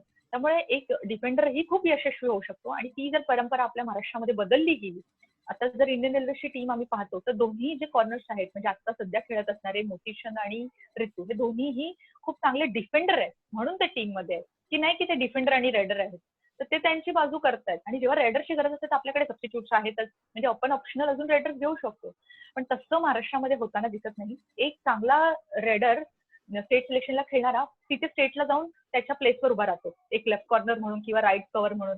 त्यामुळे डिफेन्सची बाजू एकदम कमकुवत होते आणि आपल्याला आता प्रो कबड्डीमुळे सगळ्यांना लक्षात आलं असेल की सुपर टॅकल असेल, अशा गोष्टीमुळे अख्खा सामना आपण बदलू शकतो. आपण एशियन गेम्सची फायनल मॅच बघितली असेल की दोन डिफेंडरने इंडियन टीमला हरवलं, फजल आणि अबुजार ह्या दोन्ही प्लेयर्सने इंडियन टीमला हरवलं. मग जर आपल्याला डिफेन्समुळे आपल्याला विजय मिळू शकतो तर आपण डिफेन्सची फळी जास्त हे केली पाहिजे, भक्कम केली पाहिजे. तर जर ह्या गोष्टी जर महाराष्ट्राच्या टीम मध्ये बदलल्या तर मला असं वाटतंय की नक्की आणि नक्की ते केलिबर महाराष्ट्राच्या टीम्स आणि महाराष्ट्राच्या प्लेयर्स मध्ये आहे. हे काही बदल आहेत हे जर महाराष्ट्राच्या टीमने केले तर महाराष्ट्र संघ सुद्धा विजयी पद घेऊन येऊ शकतो, ह्याच्याबद्दल मला काही शंका नाही. छान सांगितलं ताई. हे कॉम्बिनेशन खूप महत्वाचं आहे. कॉम्बिनेशन होत नाही ते खूप कमी कालावधीचे कॅम्प लागतात आपल्याकडे, त्यामुळं यश आपल्याला चुकावं लागतं यशाला आपल्याला. तर सर्रास आता कबड्डी खेळाडू जिम लावतात ते. तर जिममुळं बॉडी टिप्स होती. तर आपल्याला म्हणजे तुझ्या म्हणण्यानुसार किंवा तुझ्या तू काय काय केलं, म्हणजे व्यायामाचे काय काय प्रकार केलेस सक्सेस मिळवण्यासाठी? आता मी ह्या गोष्टीबद्दल एका न्यूट्रल लेवलला बोलते. मी काय केलं ह्याच्यापेक्षा एक कबड्डी प्लेअर म्हणून आपण जर बघितलं, आता मी एक रेडर आहे, पण माझ्याकडे जे स्किल्स आहेत त्याच्यामध्ये फ्लेक्झिबिलिटी किंवा ॲजिलिटीला जास्त इम्पॉर्टन्स आहे. जर मी त्या टाइमला परफेक्ट टाइमला टो टच नाही करू शकले आणि त्या कमी सेकंद त्या कमी टाइम मध्ये मी परत लवकर उठू शकले नाही तर माझी टाकल होईल. तर मला त्या गोष्टीवर जास्त भर देणं आहे. पण आता कबड्डी प्लेयर्सना माहिती की खूप स्ट्रेंथ आणली पाहिजे, खूप वेट उचलले पाहिजे, जिम केलं पाहिजे, पण त्याच्यामुळे बॉडी स्टिफ होऊन जाते, जे तू सांगितलं. पण कबड्डी ह्या खेळासाठी ताकदीसोबत फ्लेक्झिबिलिटी ही तितकीच इम्पॉर्टंट आहे. जर आपल्याकडे फ्लेक्झिबिलिटी नसेल तर आपण तेवढा वाकून लगेच उठू शकत नाही, पटकन खाली बसून उठू शकत नाही. आणि कबड्डीची रिक्वायरमेंट त्याच पद्धतीने आहे की आपल्याला मूव्ह पण तेवढंच फास्ट करता आलं पाहिजे. त्यामुळे कबड्डी हा असा खेळ आहे की ज्याच्यामध्ये स्ट्रेंथ, स्टॅमिना, फ्लेक्झिबिलिटी, ॲजिलिटी आणि त्याचबरोबर मी असं म्हणेन फोकस. म्हणजे आता मला पुढून येणार टॅकल करायला मी मागून येणार, हे जर मला नाही त्यावेळेला चेस्ट करता आलं तर माझी टॅकल होईल, कारण की विदिन सेकंड्स मध्ये आपल्याकडनं चूक होऊ शकते आणि विदिन सेकंड मध्ये आपण निसटू शकतो. सो भरपूर क्वालिटीज आहेत ज्याच्यावर आपण काम केलं पाहिजे. नुसतं स्ट्रेंथ किंवा जिम करून उपयोग नाहीये, तेवढा स्टॅमिना पण हवाय आणि तेवढीच स्ट्रेंथ हवंय, तेवढीच फ्लेक्झिबिलिटी आणि ॲजिलिटी ही हवंय. आता प्रत्येकाचं स्किल वेगळं आहे किंवा प्रत्येक डिफेंडर, रेडर ह्याच्यामध्ये डिफरन्स आहे. तर आपल्याकडे काय स्किल आहे आणि त्याच्यासाठी काय गरजेचं आहे त्याच्यानुसार आपण एक्सरसाइज केलं पाहिजे. म्हणजे मी जर एका डिफेंडर सारखं जिम ट्रेनिंग करत बसले तर मी खूप स्टिफ होऊन जाईल आणि मग मी माझी मुवमेंट्स म्हणजे किक करणं किंवा रोल करणं हे नाही करू शकणार. तर आपल्यामध्ये काय स्किल आहे, काय डेव्हलप करायला पाहिजे त्याच्यावरती काम करायला पाहिजे. आणि अजून एक गोष्ट मला सांगावीशी वाटते की कबड्डी कोर्ट हे खूप छोटं आहे. म्हणजे जर आपल्याला खूप लांब उडी घ्यायची असेल तर आपल्याला खूप मागून धावत यावं लागतं आणि मग आपण खूप मोठी लांब उडी मारू शकतो. पण कबड्डीमध्ये आपल्याला एवढी जागा नसते तरी सुद्धा आपल्याला लांब उडी मारायची. तर आपण प्रॅक्टिस करताना छोट्या कोर्टमध्ये प्रॅक्टिस करायला पाहिजे. एक्सरसाइज वर्कआउट की कमी जागेत आपल्याला जास्त रिफ्लेक्शन कसे देता येतील आणि किती फास्ट देता येतील ह्याच्यावरती काम केलं पाहिजे. आणि फास्ट झाल्यानंतर आपल्याला त्या फास्ट मुवमेंटमध्ये चेक पण करता आलं पाहिजे. म्हणजे मला जर मी इतकी फास्ट आहे की मी लॉबीच्या बाहेर निघून गेले तरी सुद्धा त्याचा फायदा नाही, तर मला त्या लॉबीच्या आधी थांबता देखील यायला पाहिजे. म्हणजे माझं स्पीड मला थांबवता पण आलं पाहिजे आणि मला जनरेट पण करता आलं पाहिजे. अशा पद्धतीचं ट्रेनिंग त्या छोट्या कोर्टमध्ये करायला हवं. जास्तीत जास्त एक्सरसाइज, जास्त वेळ, म्हणजे आता 30 सेकंडची रेड आहे तर कंटिन्युअस करता आली पाहिजे. अशा पद्धतीने प्रॅक्टिस झाली पाहिजे, पण छोट्या कोर्टमध्ये. आपण असं करतो की मोठ्या कोर्टचे खूप राऊंड मारत बसतो, 30-40 राऊंड मारत बसतो, पण तो जो रिदम आपण एक स्टॅमिना तयार करतो आणि जे राऊंड होतो त्याची गरज कबड्डीमध्ये नाही. वॉर्मिंग साठी आपल्याला ते राऊंड ठीक आहे किंवा स्टॅमिना डेव्हलपमेंटसाठी, पण आपला जास्त हे फोकस ते कबड्डी कोर्टवरती असला पाहिजे. शॉर्ट डिस्टन्स मध्ये म्हणजे शटल रन झाली, शॉर्ट स्प्रिंट झाले, लॉंग जम्प्स झाले, अशा पद्धतीने आपण आपलं वर्कआउट प्लॅन केलं पाहिजे. हो, छान सांगितलं ताई. नाहीतर मुलं काय करतात, 10 किलोमीटर 15 किलोमीटर रनिंग करतात मुलं मुली. एक मिनिट, मला आवाज येतो. एक मिनिट येतोय आवाज माझा? ताई, आवाज येतोय माझा? एक मिनिट सागर, मला आवाज येत नाही, एकच मिनिट.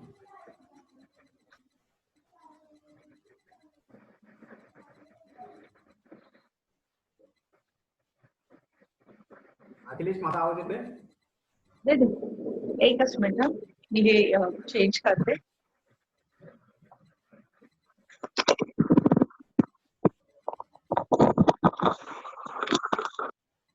हॅलो. हा, येतोय आवाज ताई, येतोय आवाज. हा हो. खूप छान सांगितलं. आपलं जेवढं पोट आहे तेवढीच एक्सरसाइज केली पाहिजे, तेवढीच रनिंग केली पाहिजे. आणि दुसरा असा प्रश्न आहे, तू कबड्डी खेळत असताना कबड्डीचा सराव आणि डाएट याचं नियोजन कसं करायचे तू? कबड्डीचा सराव आणि डाएटचं नियोजन? मी ह्या गोष्टीबद्दल मी आधी पण बोललेले की जेव्हा माझं ऑपरेशन झालं त्याच्यानंतर मी या गोष्टीवर फोकस केलं. आपल्याला कबड्डी ह्या खेळाच्या नियोजित एक्सरसाइज करायला पाहिजेत. आणि जर आपल्याला आपली स्ट्रेंथ जर म्हणजे कबड्डी हा खेळ असा आहे की ज्याच्यामध्ये खूप सारे इंजुरीज आहेत, पण इंजुरीज आहेत म्हणून आपण खेळ थांबू शकत नाही. म्हणून आपण त्या इंजुरीजसाठी जर आधीपासून तयार असलो, की जर नीज इंजुरीज होतात तर नीज इंजुरीज का होतात, कारण की आपल्या लेग्स मध्ये स्ट्रेंथ नाहीये, आपल्या कोर मध्ये स्ट्रेंथ नाहीये. जेव्हा आपण ती जास्त इम्प्रूव्ह करू त्याच्यासाठी पर्टिक्युलर नी एक्सरसाइजेस असतात थिरा बँडने किंवा बॅलन्सिंग बोर्डवरती. जर ते छोटे छोटे एक्सरसाइज जर आपण आपल्या नेहमीच्या व्यायामामध्ये टाकून घेऊ तर आपल्याला ते इंजुरीज होण्याची शक्यता कमी होते. आणि जर ती शक्यता कमी होते तर आपला परफॉर्मन्स आणि आपला खेळाचा काळही मोठा होतो, कारण की इंजुरीजमुळे आपण खूप ड्रॉपअप होतो. आणि डाएट एक्झॅक्टली आपल्या बॉडीवरती डिपेंड आहे. म्हणजे आता तुमची बॉडी कशी आहे, खूप साऱ्या गोष्टी असतात, कसं मेटाबॉलिझम आहे, फॅट पर्सेंटेज कसं आहे, त्या गोष्टीवरती आपल्याला खाणं गरजेचं आहे. आम्ही जेव्हा डाएट प्लॅन करायचो तेव्हा आम्ही फोकस असं करायचो की मला जास्त वेट पुट ऑन नाही झालं पाहिजे, कारण की मला माझे स्किल चांगले डेव्हलप करता जर मला अटेम्प्ट करायचे असतील तर मला पटकन साठी बसून उठायचे, तर माझी फ्लेक्झिबिलिटी गुड असली पाहिजे. त्यामुळे मी जेवणामध्ये जास्त करून प्रोटीन कार्ब्स ह्याच्यावरती जास्त लक्ष दिलं.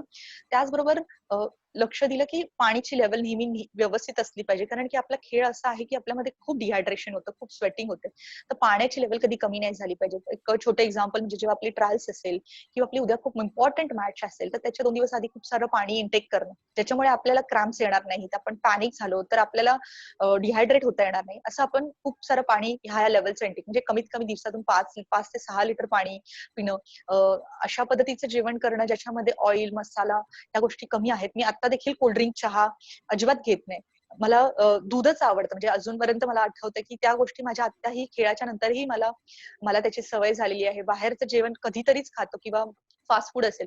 आता समजा जर आपल्याला कुठपर्यंत तरी पोचायचं असेल तर आपल्याला ह्या गोष्टी सॅक्रिफाईस करणं इम्पॉर्टंट आहे.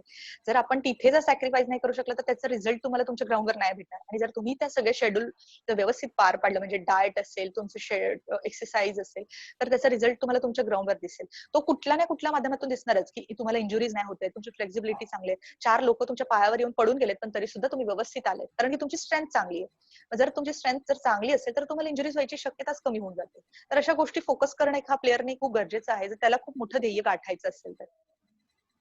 ताई, खूप छान सांगितलं कबड्डीचा सराव आणि याच्याविषयी की कशा पद्धतीने, आणि न्यूट्रिशन विषयी तर खूप छान सांगितलं, एकदम तज्ञ आहार तज्ञासारखं म्हणजे अनुभव आहे तुझा, त्यामुळे खूप छान इथं सांगितलंस तू. तर आता आपण महिलांच्या व्यावसायिक संघाकडे वळू, कारण की महिलांना व्यावसायिक स्पर्धा होत नाही महिलांकडे.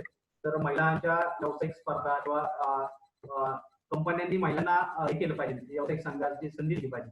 तर त्याबद्दल तू काय सांगशील? मला आधी देखील काही इंटरव्ह्यूज मध्ये हा प्रश्न केला गेला होता की महिला खेळाडू तितके पोटेन्शियली नाहीयेत जेवढे मेल मध्ये आहेत, बॉईज जेवढे चांगले खेळतात. पण मी त्यावरती क्रिटिसाइज करेन की असं होतं की महिलांसाठी ज्या नोकरीच्या संधी आहेत त्या लिमिटेड आहेत कम्पॅरेटिव्हली बॉईज. आज जर मला करिअर बेस कबड्डीमध्ये खूप चांगल्या संधी आहेत तर मी खूप लहान वयामध्ये त्याच्यावरती फोकस करेन आणि तेवढ्याच निष्ठेने मी मेहनत घेईल. पण जर माझे करिअरच्या संधी खूप कमी असतील तर कॉलेज लाईफच्या नंतर, शाळेच्या नंतर मोस्ट ऑफ मुलींचं कबड्डी खेळणं बंद होतं. आणि आपण आता पाहतो ज्या लीग्स होत आहेत त्या लीग्स मध्ये पण मुलांच्या लीग्स होत आहेत, मुलींच्या लीग्स नाही होत आहेत. जर प्रायोरिटी मुलींच्या लीग्सला पण तेवढी दिली गेली. आज माझे पालक मला हा प्रश्न विचारणारच की आज तू एवढे वर्ष खेळतेस पण त्याचं काय पुढे, हा प्रश्न कुठे ना कुठे पुढे होणारच. आणि जर ती गोष्ट नको व्हायला तर आपण जर दुसरी ऑप्शनल गोष्ट करत राहिलो तर तेवढ्या लक्ष आपण कबड्डीवर नाही देऊ शकणार. म्हणून मला असं वाटतं की जर तशा पद्धतीने नोकऱ्यांची संधी मुलींच्या बाबतीतही तयार झाली, लीग्स मुलींच्या बाबतीतही व्हायला लागल्या, तर मुलींकडनंही तुम्हाला तेवढाच चांगल्या पद्धतीचा खेळ पाहायला मिळेल, तेवढा चांगला प्रतिसाद मिळेल. आणि आपण आता सगळीकडे पाहतो की आपण महाराष्ट्रामध्ये छोट्या छोट्या क्लब्स मध्ये प्रॅक्टिस करतो. छोट्या छोट्या क्लब्स मध्ये आपल्याकडे ही परंपरा आहे की एक म्हणजे माझा संघ आहे चेंबूर क्रीडा केंद्र, त्या क्लब वरती आपण प्रॅक्टिस करतो, पुढे जिल्हा खेळून महाराष्ट्र खेळून नॅशनलला सिलेक्ट होतो. पण आज हरियाणा असेल, हिमाचल असेल, या स्टेटमध्ये मोठमोठ्या अकॅडमीज आहेत जिथे ते लोक ट्रेनिंग घेतात. तिथे जिम असेल, डाएट असेल, एक चांगला ट्रेनर असेल, अशा सुविधा उपलब्ध करून दिलेल्या आहेत. आज क्लब्समध्ये त्या सगळ्या सुविधा उपलब्ध नाही होऊ शकत. आणि जर आपल्याला महाराष्ट्राची कबड्डी टिकवायची असेल तर आपल्याला त्या सगळ्या सुविधा त्या अकॅडमीज थ्रू द्यायला पाहिजेत असं मला वाटतं. तर आपला प्लेअर त्या लेवल चेस करू शकतो. कारण की मॅटवरची कबड्डी, थर्ड रेडमुळे आलेली कबड्डी फास्ट झालेली आहे. त्याच्यामध्ये फिटनेस लेवल, डाएट ह्याच्यामध्ये खूप इम्प्रुव्हमेंट असायला पाहिजे. आणि जर एखादा क्लबचा खेळाडू जास्तीत जास्त 1 वर्ष त्या नॅशनल पर्यंत 2 वर्ष निभावू शकतो, पुढे त्याला तो खर्च करणं किंवा ते जिमचं सगळं अफोर्ड करणं खूप कठीण होऊन जाईल. मग जर आपल्या महाराष्ट्रात जसे क्लब आहेत तसे काही ठिकाणी जर अकॅडमी सुरू केल्या तर एखादा चांगला प्लेअर तिथे जाऊन अकॅडमीज मध्ये ट्रेनिंग घेईल, चांगलं ट्रेनिंग होईल आणि मग पुढे इंडियन टीमला रिप्रेझेंट करेल. नाहीतर मग असं होईल की तिथे पुढे आता नॉर्थ वाल्यांची मक्तेदारी व्हायला सुरुवात झालेली आहे. आणि त्याचं रिझन आहे कारण की ते तो तसा परफॉर्मन्स देत आहेत, तसा फिटनेस करतायत. तिची आता महाराष्ट्राच्या टीमने किंवा महाराष्ट्राच्या मला वाटतं शुभचिंतकांनी नोंद घ्यायला हवे आणि तशा पद्धतीने आपल्याकडे चेंजेस यायला हवे, महिलांच्या बाबतीतही आणि मुलांच्या बाबतीतही. पण मुलांना आज खूप मोठा प्लॅटफॉर्म आहे तो म्हणजे प्रो कबड्डी, त्यामुळे त्यांना आर्थिकदृष्ट्या स्टेबल होता येतं. पण महिलांसाठी तशी संधी नाही. महिलांसाठी एकच आहे ते म्हणजे इंडियन टीमला सिलेक्ट होणं आणि त्याच्यानंतर त्यांना नोकरी मिळणार. तर इंडियन टीमला वर्षभरात किंवा 2 वर्षात जास्तीत जास्त 2 प्लेअर सिलेक्ट होऊ शकतात, 3 प्लेअर सिलेक्ट होऊ शकतात. पण त्या 3 प्लेयर्सच्या पेक्षाही अजून खाली जे प्लेयर्स आहेत ते पण मेहनत करतात. मग त्यांचं काय? मग त्याच्यासाठी मला असं वाटतं की काहीतरी अजून क्रायटेरिया महाराष्ट्राकडे तयार व्हायला हवाय कबड्डीमध्ये. महिलांसाठी एक प्लॅटफॉर्म तयार झाला पाहिजे व्यावसायिक संघांचा किंवा प्रो कबड्डी असेल, त्यामुळे आपल्या महिला भगिनींना आर्थिक स्थैर्य येईल आणि त्या जास्तीत जास्त दिवस परफॉर्मन्स देतील. खूप छान सांगितलं ताई तू. ताई, तू नवी मुंबई महानगरपालिकेमध्ये क्रीडा अधिकारी म्हणून क्लास 1 ची नोकरी करते, तर तिथला अनुभव कसा आहे तुझा आता सध्या? मी महानगरपालिकेत 2013 ला रिक्रूट झाले होते. मी इथली नवी मुंबई मधली रेसिडेन्शियल आहे म्हणून इथले पालकमंत्रींनी मला नव्याने क्रीडा अधिकारी हे पद तयार करून मला ही नोकरी दिली होती. त्यांचा हेतू असा होता की मी ह्याच्या पुढे जेव्हा खेळेल तर त्याच्यामुळे नवी मुंबई अधिकारी म्हणून मला महानगरपालिकेचं नाव करता येईल. आता जेव्हा मी महानगरपालिकेमध्ये काम करत आहे, आतापर्यंत मला महानगरपालिकेने खेळासाठी सुविधा दिली होती.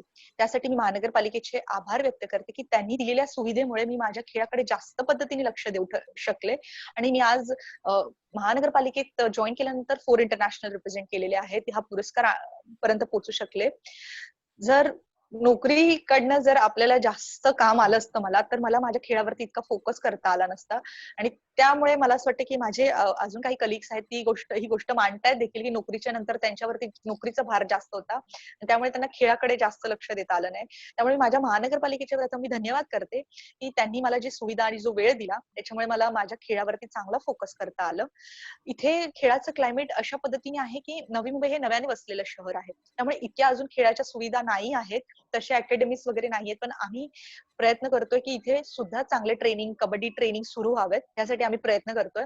पुढे इथे देखील सिंथेटिक ट्रॅक यावं किंवा हॉकीचं टर्फ ग्राउंड यावं असं आम्ही आता इथे पुढे प्रपोज केलेलं आहे. त्याच्यासाठी आमचे प्रयत्न चालू आहेत की इथे पण चांगली डेव्हलपमेंट स्पोर्ट्सच्या माध्यमातून व्हावे. आणि मला एक नवी मुंबईकर म्हणून स्पोर्ट्सच्या माध्यमातून इथे नोकरी मिळाली, तर मला जर इथे स्पोर्ट्स डेव्हलपमेंट मध्ये काही करता आलं तर मला असं वाटेल की मी पूर्ण केलं ह्या कामाची मला परतफेड करता आली असं म्हणता येईल. खूप खूप तुझ्या छान हे टार्गेट आहे तुझे. खूप तुला शुभेच्छा त्या टार्गेट पूर्ण करण्यासाठी. ताई, एक तुझे हे फॅन आहेत मनोहर गायकवाड म्हणून, ते म्हणतात, हॅलो मॅडम, आपण जे आगरी समाजाची मान ही आज जगामध्ये उंचवली आहे, तर ते असंही म्हणतात की तू मैदानावरती खेळताना खूप छान दिसतेस. काय काय तू आगरी समाजाची जगाच्या पाठीवरती मान उंचवलेली आहेस, मनोहर गायकवाड म्हणून असे म्हणतात तिथे. आणि तू मैदानावरती पुन्हा खेळावं अशी त्यांची इच्छा आहे. नक्की नक्की मी नक्कीच पुन्हा एकदा प्रयत्न करेन. 2018च्या एशियन गेम्सच्या कॅम्पला मला थोडी दुखापत झाली होती नीला, माझ्या ऑपरेटेड नीला परत एकदा पेन सुरू झालं होतं आणि ऑपरेशनच्या नंतर मी तब्बल 10 वर्ष रिप्रेझेंट केलेलं आहे. त्यामुळे मला थोडं कठीण गेलं पुन्हा एकदा ते रिकव्हरीतून परत येणं. नाहीतर कदाचित 2018चं सुद्धा एशियन गेम्स मला मिळालं असतं, पण माझ्या त्या इंजुरीमुळे मला थोडं परतावं लागलं. पण मी त्यांनी सांगितल्याप्रमाणे पुन्हा एकदा संधी म्हणजे प्रयत्न करेन ग्राउंड वरती परत यायचा. आणि त्यांनी दिलेल्या शुभेच्छांसाठी पण धन्यवाद. ओके, ते ऐकतात. ताई, आपण थोडंसं पुढे जाऊया. तुझ्या अपयश यशाबद्दल आपण खूप सारी चर्चा केली, खूप आपण सखोल त्याच्यावरती माहिती घेतली. पण या सगळ्या गोष्टींबरोबर तुझ्या आई वडील तुझ्या बरोबर होते, ते तुझ्याबरोबर कसे खंबीरपणे उभे राहिले, जरा हे सगळं आम्हाला सांग बरं. माझ्या फॅमिलीचा रोल माझ्यासोबत खूपच खूपच महत्वाचा असेल. माझे आई बाबा असतील, माझा भाऊ असेल, हे नेहमी माझ्यासोबत राहिले. मी राहायला नवी मुंबईत नेरूळ इथे आहे आणि तिथून मी चेंबूरला रोज प्रवास करायचे स्कूलला असेल किंवा आता जेवढे वर्ष झाले मी इथूनच म्हणजे 2000 ला आम्ही इकडे शिफ्ट झालेलो. 2000 पासून ते आतापर्यंत मी चेंबूरला प्रॅक्टिसला जायचे आणि ट्रेनने जाऊन म्हणजे 45 एक तास मला जवळजवळ लागायचाच. रात्री यायला मला 10-10:30 व्हायचे रोजचे. पण माझ्या आईने मला कधी किचनचं काम सांगितलं नाही किंवा घरातली कुठली जबाबदारी टाकली नाही. लग्नापर्यंत अजून मला जेवण येत नव्हतं. लग्नानंतर मी जेवण शिकले. तर त्यांनी दिलेल्या सपोर्टमुळेच किंवा माझे बाबा देखील माझ्या मागे खंबीर उभे राहिले. जेव्हा माझी दुसरी दुखापत झाली होती तेव्हा खूप सारे क्रिटिसाइज झालेले की 2 नीसचे ऑपरेशन, एक मुलगी आहे, लग्न कसं होणार? सगळ्या गोष्टी समोर होत्या आणि पालकांसाठी त्या गोष्टी फारच गंभीर असतात. एक मुलगी म्हणून त्यांना त्या क्रिटिसाइजना फेस करावं लागलं. जेव्हा मला दुसरी इंजुरी झाली तेव्हा मी दिल्लीला होते. तर तिथून माझ्या बाबांनी मला उचलून आणलं होतं. मला चालता देखील येत नव्हतं आणि माझा पाय पूर्ण प्लास्टरमध्ये होता. तर मला तिथून मी मुंबईला आले होते. तर बाबांना उचलून आणायला लागलं तेव्हा मला फार वाईट वाटलं होतं किंवा त्या ऑपरेशनच्या नंतर त्यांनी जे मला फेस केलं, तो जो वाईट टाईम आहे ते त्यांनी जवळून पाहिला आहे. त्याच्यानंतरही त्यांनी मला खेळायची संधी दिली. याच्याबद्दल मी खरंच माझ्या आई-बाबांचे आणि माझ्या पूर्ण फॅमिलीचे आभार व्यक्त करते की ते उभे होते माझ्यासोबत म्हणून मला पुन्हा खेळता आलं आणि इथपर्यंत पोहोचता आलं.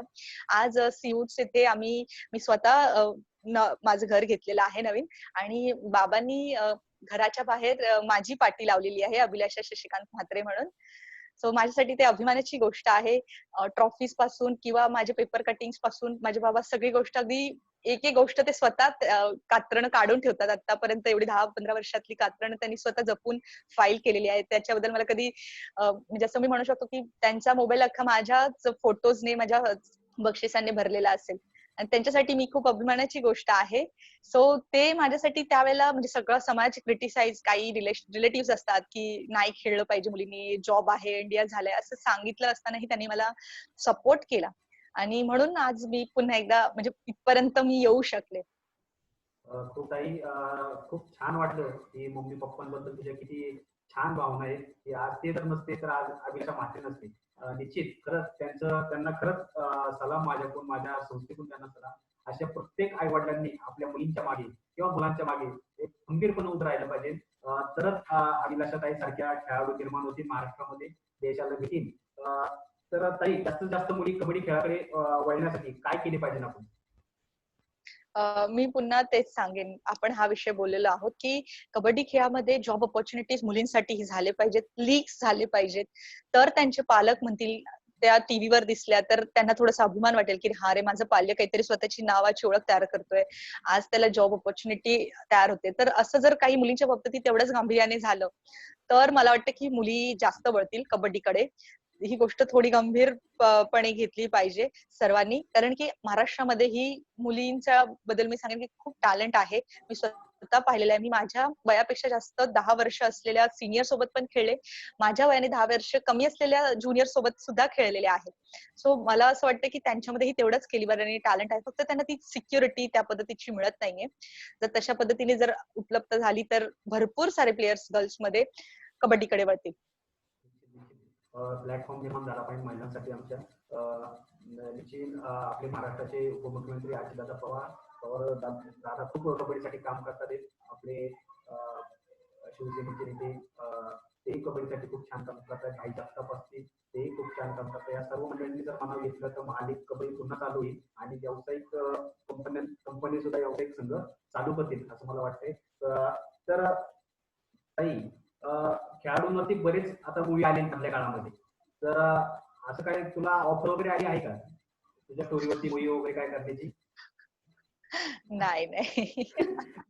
नाही, मुलाखत झाल्यानंतर आणि हा कोरोना संपल्यानंतर निश्चित मला वाटतं यावं, कारण की तुझं स्ट्रगल आणि तुझी मेहनत आणि इंजुरीच्या काळामधला तुझा जो पडता काळ होता त्याला तू उभरी देऊन एक प्रेरणा निर्माण केलेली आहे तू देशापुढं आणि महाराष्ट्रापुढं या महिला खेळाडूंसमोर. तर निश्चित तुझ्यावरती एक चित्रपट यावा ही माझी मनोमन इच्छा आहे आणि आमच्या महाराष्ट्रातल्या खेळाडूंची इच्छा आहे की मधल्या काळामध्ये पंगा पिक्चर आला, आपला सुरसपाटा पिक्चर आला, कबड्डीवरती मूवी देतात. तर तुझी स्टोरी निश्चित आम्हाला मोठ्या पडद्यावरती पाहायला मिळेल भविष्यामध्ये. तर थँक्यू. ताई मागील 2 वर्षापासून तू कबड्डीपासून दूर आहेस, तुला कसं वाटतंय आता काय? काय तुझ्या भावना? हा 2018च्या नंतर मी जेव्हा कॅम्पवरनं परत आले त्याच्यानंतर माझं लग्न होतं डिसेंबरमध्ये आणि त्याच्यानंतर मी पुन्हा कबड्डीशी संलग्न राहू शकले नाही, म्हणजे खेळू शकले नाही परत. कबड्डीशी मी आहे कनेक्ट, पण असं म्हणता येईल की जेव्हापासून कबड्डी हा खेळ सुरू झाला 99 पासून, दुसरं हे जग आम्ही पाहिलंच नव्हतं. म्हणजे सजणं सवरणं, म्हणजे ओकेजन अटेंड करणं, सण कसा असतो, काय काय केलं जातं हे मी पाहिलंच नव्हतं. सगळं कबड्डीच्या अवतीभोवतीच आमचं जग असायचं. म्हणजे सकाळी जरी दिवाळी असेल तरी संध्याकाळी आम्ही ग्राउंडवरती असायचोच. असं आमचं, आणि घरात काही कार्यक्रम असेल तरी माझं सेशन कबड्डी ट्रेनिंगचं मिस नाही झालं पाहिजे ह्याची आम्ही काळजी घ्यायचो. त्यामुळे कधी एवढं कॉन्सन्ट्रेट त्या सणांसाठी किंवा दुसऱ्या दुनियेसाठी दिलंच नव्हतं. पण लग्नानंतर मला खूप छान सासर भेटलेलं आहे. त्यांच्यामुळे मला खूप सगळे सण चांगल्या पद्धतीने साजरे करता आले. आणि स्पेशली मी ही गोष्ट सांगेन की आतापर्यंत जी माझ्या खेळामुळे आपण एक ध्येय ठेवतो समोर की का आपण हा खेळ निवडला किंवा हे फील्ड का निवडलं, सगळ्यात मोठी गोष्ट होती माझ्यासाठी की स्वतःच्या नावाबद्दल रिस्पेक्ट असणं किंवा एक स्वतःचं एक अस्तित्व तयार करणं हे होतं.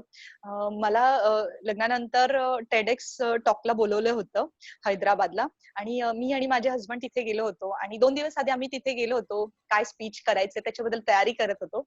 आणि तिथे मला असा अनुभव आला की एक नवरा म्हणून त्यांच्या मनामध्ये माझ्यासाठी किती आदर आहे मला ते तिथे जाणवलं. आणि ते मी माझ्या शो मध्ये सुद्धा बोललेले आहे की जी अभिलाषा या नावाची सुरुवात मी केली होती त्या नावाचं अस्तित्व आणायची, आज तो रिस्पेक्ट, तो आदर मी माझ्या हसबंडच्या डोळ्यात बघून मला अभिमान वाटतोय की कुठेतरी ऑपरेशनच्या नंतर असा विषय झाला होता की वय वाढत चाललंय, ऑपरेशन झालंय, मुलीचं लग्न कसं होणार, ह्या सगळ्यानंतर आज माझं नवीन नाव अभिलाषा राहुल पाटील आहे. तर राहुल सोबत मी कनेक्ट झाले आणि त्यांच्या डोळ्यामध्ये पण माझ्यासाठी तेवढाच रिस्पेक्ट आहे. तर ते मला जे हवं होतं आज मला मिळालं. मी लग्नानंतरच ही खेळानंतरच ही लाईफ लग्नाचं मी एन्जॉय करते. आणि कबड्डी या खेळाने जे काही दिले त्याचे पडसाद मला माझ्या पुढच्या फॅमिलीमध्येही पाहायला मिळतात. तो आदर मला तिथे मिळतोय. खूप छान छान. खूप छान वाटलं. आता तू बोलली की हे प्रो कबड्डी मध्ये तू समालोचक म्हणून पण काम पाहिजे, तर तिथला तुला कसा अनुभव आला होता? प्रो कबड्डी मध्ये जेव्हा आम्हाला कमेंटेटर म्हणून बोलवलं होतं, थोडंसं मी त्या गोष्टीसाठी आधी नाही बोलत होते, कारण की इंटरव्ह्यूजला बोलणं आणि समोरची कबड्डीची मॅच बोलून कमेंटेटिंग करणं हे माझ्यासाठी थोडंसं टास्कच होता. मराठी शब्द कमी आहेत, अशा चुका आमच्याकडनं तिथे काढल्या जात होत्या. आणि माझी तिथे गेल्यानंतर मला खरा अनुभव आला की एखाद्याचा खेळ बघून आपल्याला ते एक्सप्लेन करायचंय, तेव्हा मला लक्षात आलं की आपली कबड्डी किती फास्ट आहे. मी बोलायच्या आधी दुसरा क्षण तयार झालेला असायचा, पण तोही अनुभव मला खूप आवडला. एवढ्या सगळ्यांसोबत तिथे कबड्डी ह्या विषयावरती काम करायला मिळालं. आणि ज्या पद्धतीने तिथे स्टार स्पोर्ट्सने आज कबड्डीची लेवल उंचावलेली आहे, आपल्या कबड्डी प्लेयर्सना जे मी असं म्हणेन गुडविल किंवा जी व्हॅल्यू तयार करून दिलेली आहे, जो ग्लॅमर आणलेला आहे, त्याच्यामुळे कबड्डीचा मला वाटतं रंग बदललेला आहे. खरंच खूप छान अनुभव होता मला तिथे. ताई तुझ्याकडं खूप एक्सपिरियन्स आहे, खेळाचा एक्सपिरियन्स आहे. मला वाटतं सगळं तू जीवन असं वाटते जगली, तर तुला असं वाटतंय तुझी सगळी स्वप्न पूर्ण झालेत म्हणून? मी जेव्हापासून मला कबड्डी समजायला लागले, मी तेव्हापासून एकच स्वप्न बाळगलं होतं. म्हणजे आम्ही जेव्हा स्पर्धांसाठी बाहेर जायचो टुर्नामेंट्सला, तर आम्हाला सर जुन्या आठवणी सांगायच्या. हे प्लेयर्स असे खेळले, हे प्लेयर्स असे खेळले. आणि ते आम्हाला ही आठवण नेहमी सांगायचे की जेव्हा ते महाराष्ट्राच्या संघाला कोच होते, तेव्हा इंडियन रेल्वेचा संघ विरुद्ध असताना थोडक्यासाठी ते महाराष्ट्राचा संघ तिथे विजेतेपद मिळवू शकला नव्हता. तर मला नेहमी हे वाटायचं की ते स्वप्न मी पूर्ण करू शकेन, की महाराष्ट्राच्या संघाला अंतिम विजेतेपद मिळवून देऊ शकेन. पण देवाच्या कृपेने आज भरपूर दिलं आहे माझ्या खेळाने मला, पण ते अंतिम विजेतेपद मला पाहता आलं नाही. तर ते स्वप्न माझं पूर्ण राहिलं. आमचे ते स्वप्न आहे, पुन्हा महाराष्ट्राचे दिवस यावेत आणि तू पुन्हा मैदानावरती उतरावं आणि ते हा, माझं हेच स्वप्न आहे. हा, निश्चित तुला शुभेच्छा त्यासाठी, लवकरात लवकर तू मैदानावर उतरावं. ताई, तर आता फार आपण गंभीर विषयावरती चर्चा केली, फार आपण स्ट्रगल बाबत माहिती करून घेतली. थोडे जरा कमती जमतीचे आपण प्रश्न विचारतो मी, एका वाक्यातच सांगायचं. हा, तर कबड्डी का मिस्टर? कबड्डी मिस्टर दोन्ही तितकेच महत्वाचे आहेत. काय तर नाराज होती ना? नाही, नाही तर माझ्यामुळे भांडण होती. माझ्यासाठी त्या दोन्ही गोष्टी तितक्याच महत्वाच्या आहेत. महत्वाच्या आहेत. हो. तर सुहास कदम सर, का Sharad Kadam sir? Of course Suhas Kadam sir. नाही, छान. सरांनी फार शिकवण दिलेली आहे. प्रत्येक तुझ्या बोलण्यातनं मला सरांविषयी आदर वाटत होता. प्रत्येक गोष्टीच्या, प्रत्येक स्किलचं जे महत्व सांगत होती किंवा खेळातल्या ज्या स्ट्रॅटेजी सांगत होत्या, सरांनी खूप छान शिकवलेल्या आहेत. बरोबर ना ताई? हो हो. तर पुढचा असा प्रश्न आहे, चेंबूर क्रीडा केंद्र का महाराष्ट्र संघ? चेंबूर क्रीडा केंद्र. ताई काय भविष्यात राजकारणात जायचा विचार नाही ना? नाही. खूप छान छान उत्तर दिलीस. तर महाराष्ट्रातील महिला खेळाडूंना काय संदेश देशील तू? शेवटचा प्रश्न तुला. मी सर्वांना एवढंच सांगेन की आज ज्या खेळाने इथपर्यंत पोहोचवलं आहे मला, त्या खेळाने मला हेच शिकवलं आहे की आपला खेळ कितीही रांगडा असला तरी सुद्धा आपण जेव्हा एखाद्या प्लेअरची टॅकल करतो, त्याला खाली पाडतो, पण तो जेव्हा टॅकल होतो तेव्हा ती भूमिका तिथे संपलेली असते. पुन्हा आपण त्याला हात देतो आणि उठवतो. हे आपल्या कबड्डीने शिकवलेलं आहे. त्यामुळे कबड्डी मधून चांगल्या गोष्टी घ्या.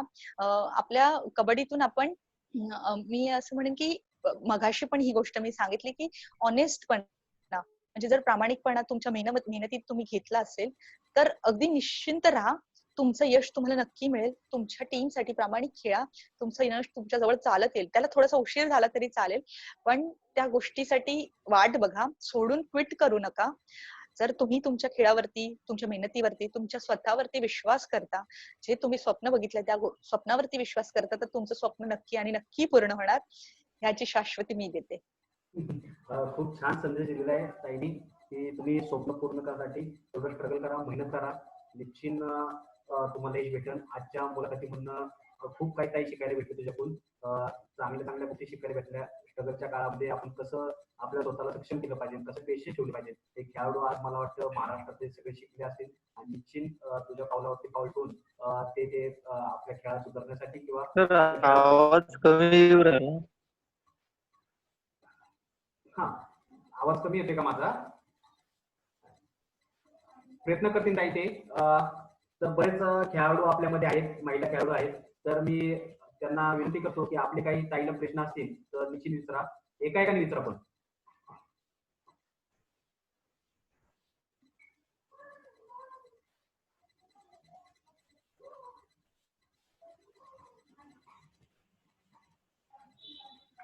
नमस्कार ताई, मी प्रवीण पवार. नमस्कार. ताई, कबड्डी क्षेत्रात येण्यासाठी तुझ्या आयुष्यातील महत्वाचा टर्निंग पॉइंट कुठला होता? कबड्डी क्षेत्र हे मी ठरवून निवडलं नाहीये. कॉइन्सिडेंटली मी कबड्डी क्षेत्रात आले. म्हणजे की मी कबड्डी प्लेअर बनायचे किंवा मला स्पोर्ट्स मध्ये करिअर करायचं असं मी कधीच ठरवलं नव्हतं.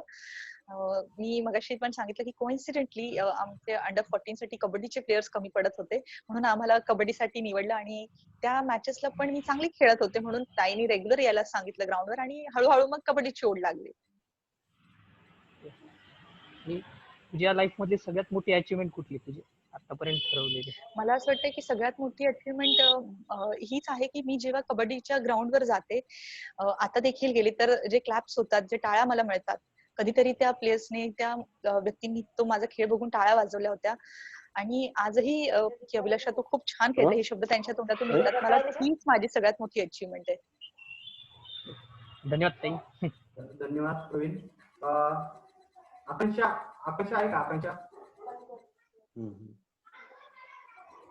ताई, मला एक खेळाडू आहे आमच्या पुण्यामधली, माझ्या संघात खेळते, डॉक्टर पतंगराव महिला कबड्डी संघातनं. आता ती 10वी पास झालेली. ती फार तुझी मोठी फॅन आहे. ती म्हणली मला ताईला 2 प्रश्न विचारायचे. ती तुझे व्हिडिओ सारखे बघते व्हॉट्सअप युट्यूबला खेळाचे. तर तिला 2 प्रश्न विचारायचे तुला. आकांक्षा, आवाज येतो माझा? हो येतोय आप्पा. बोल ताई, तुझं बोल. ताई, मी आकांक्षा झापे, डॉक्टर पतंगराव कदम महिला कबड्डी संघाची खेळाडू. मला असा प्रश्न होता की तू जेव्हा पहिल्यांदा कबड्डीच्या ग्राउंड वरती उतरली, तर तुझ्या म्हणजे नाही का तुझं एम काय होतं की तुला काय खेळायचं, मोठं म्हणजे नाही का असं तुला काय पुढे हे करायचंय? मी पुन्हा हेच सांगेन की मी जेव्हा कबड्डीला सुरुवात केली, मी ध्येय नव्हतं बघितलं. मला नव्हतं माहिती मी इथपर्यंत पोहोचेन. फक्त खेळाचा आनंद घेत मी तो खेळ खेळले होते, आणि देवाच्या कृपेने चांगली खेळत गेले आणि मी इथपर्यंत पोहोचले. असं मी अजूनही, म्हणजे त्यावेळेला मला लक्षात आहे की मी काही ध्येय नव्हतं ठेवलं की मी अर्जुन अवॉर्ड विनर होईल किंवा मी इंडियन टीमला रिप्रेझेंट करेन. पण कबड्डी खेळताना मला भरपूर आनंद मिळतो. किंवा कोणाला खेळताना बघताना देखील मला भरपूर आनंद मिळतो. ओके, थँक्यू ताई. तर आपल्याकडे औरंगाबादवरनं युवराज राठोड सर आहे. युवराज राठोड सर, आवाज येते माझा? आवाज मिटून नका. हा, बोला. आवाज म्यूट आहे सर तुमचा. आवाज म्यूट आहे. आवाज म्यूट वरनं काढा. युवराज सर. हॅलो. हा, बोला. हा, माझा येतोय का आवाज? हा, येतोय हो, सर. हो, येतोय. हा, येतोय ना? हो, येतोय. मी प्राध्यापक युवराज राठोड औरंगाबादहून बोलतो मॅडम. मला एक प्रश्न, तुम्ही जिल्हा क्रीडा अधिकारी म्हणून काम करताय, तर महाराष्ट्रामध्ये अनेक NIS कोचेस जे होते आपले, अजय पवार आहे, महेश खर्डेकर आहे, आता अजय पवार रिटायर झालेले आहे, जैन मॅडम पण रिटायर, म्हणजे असे खेळाडू रिटायर झालेले आहे. पण प्रत्येक जिल्ह्यामध्ये NIS कोचेस नाहीये कबड्डीसाठी, कोचेस नाहीये.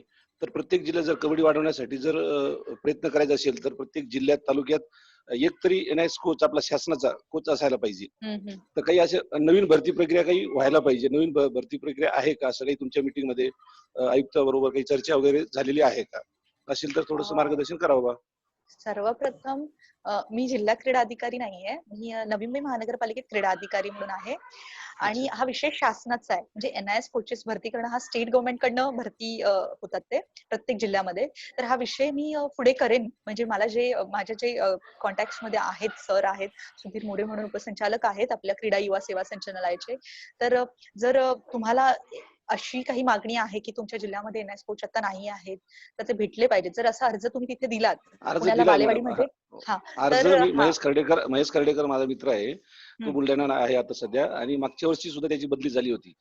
पण त्याची बदली झाल्यानंतर सुद्धा त्याला डावलून औरंगाबादला दिलं नाही, आणि ह्या वर्षी सुद्धा अर्ज दिलेला आहे. मोराळे मॅडमचं रिकमेंड करून आम्ही अर्ज आयुक्त साहेबांकडे दिलेला आहे, पण तरी त्याची अजून बदली औरंगाबादला झालेली नाहीये. म्हणजे प्रत्येक जिल्ह्यात कबड्डी वाढवण्यासाठी NIS कोचेसची गरज आहे, तर जोडू शकतो. कारण एक क्रीडा शिक्षक किती प्रयत्न करू शकतो, त्यामुळे NIS कोचेस असणं गरजेचं आहे. ते त्यासाठी काही प्रयत्न असायला पाहिजे. माझ्याकडनं काही प्रयत्न झाले ना सर, जर मला काही विषय मांडता आला किंवा कुठल्या मीटिंग मध्ये, तर मी हा विषय नक्की मांडेन तिथे. बरोबर, ओके मॅडम, थँक्यू. अजून एक प्रश्न विचारायचा होता मला. बरेच जवळपास मी 25 वर्षापासून क्रीडा क्षेत्राशी संबंधित आहे, कबड्डी ची संबंधित आहे, आणि बरेच आता सागर हा माझा विद्यार्थी आहे, सागर विद्यार्थी आहे, आणि बरेच राष्ट्रीय खेळाडू झालेले आहे माझे. तुम्ही ओळखत असेल, सोनी साहेब तुमच्या बरोबर खेळलेली आहे, संघात होती. पण एक विद्यार्थी समजा खेळलेला आहे, खेळला तो, नॅशनल खेळला, आणि परत ग्राउंडवर दिसत नाही, फक्त नॅशनल खेळायचं बस एवढंच, पण ग्राउंडवर कुठं क्लब चालवत नाही. बरेच आता मुंबईमध्ये ठीक आहे, पण बाहेरच्या जिल्ह्यामध्ये नॅशनल झालं, सिनियर नॅशनल झालं, ज्युनियर नॅशनल झालं, पण तो क्लब चालवत नाही. म्हणजे क्लब चालवायला पाहिजे, खेळाडू स्पर्धा व्हायला पाहिजे, खेळाडू घडवायला पाहिजे, पण फक्त त्याचं एम काय, नोकरी मिळावं, नॅशनल झालं, एवढंच एम असतं. तर त्यासाठी प्रत्येक खेळाडूंनी नॅशनल झाल्यानंतर क्लब चालवायला पाहिजे, तरच कबड्डी वाढू शकते. तुमचा प्रश्न म्हणजे अपेक्षित काय आहे माझ्याकडनं, की तुम्हाला काय जे वाटतं? खेळाडू नाही, खेळाडू नॅशनल झाल्यानंतर त्या खेळाडूंनी क्लब चालवायला पाहिजे. जिथं आहे, नोकरीला असेल, कुठं असेल, तर त्यांनी क्लब चालवायला पाहिजे. अच्छा, ही अपेक्षा आहे. सरांचं असं म्हणणं आहे की तुझ्या माध्यमातून तो एक अर्जुन पुरस्कार विजेती इंटरनॅशनल प्लेअर आहे, तर तू इंटरनॅशनल खेळाडूंना सुद्धा आव्हान कर की बाबांनो, कबड्डीमुळे तुम्हाला खूप काही भेटलेलं आहे, मान भेटलेला आहे, सन्मान भेटलेला आहे, नोकरी भेटलेली आहे, तर थोडंसं आपल्या स्थानिक संघालाही बळ देण्याचं काम करा, प्रशिक्षण देण्याचं काम करा. हे तुझ्या माध्यमातून आव्हान करायचं सरांना. कसं आहे ना सर, एकतर जेव्हा एक खेळाडू म्हणून मी सांगेन की खेळाडू आणि कोच याच्यामध्ये डिफरन्स आहे सर. म्हणजे प्रत्येक चांगला खेळाडू हा चांगला कोच होऊ शकत नाही, त्याच्यामधल्या वेगवेगळे क्वालिटीज असतात एक कोच मध्ये आणि खेळाडूमध्ये. तर त्या कोचच्या पण क्वालिटीज त्या खेळाडूमध्ये असायला पाहिजे, की चेअरवर बसून म्हणजे शिकणं आणि शिकवणं हा दोन वेगळ्या गोष्टी आहेत. तर त्या तुमच्या इथला एखादा खेळाडू जर तो रिप्रेझेंट करतो, तर त्याच्यामध्ये ती शिकवण्याची पण क्वालिटी ती असली पाहिजे आणि त्याला त्याच्यात रस असायला पाहिजे.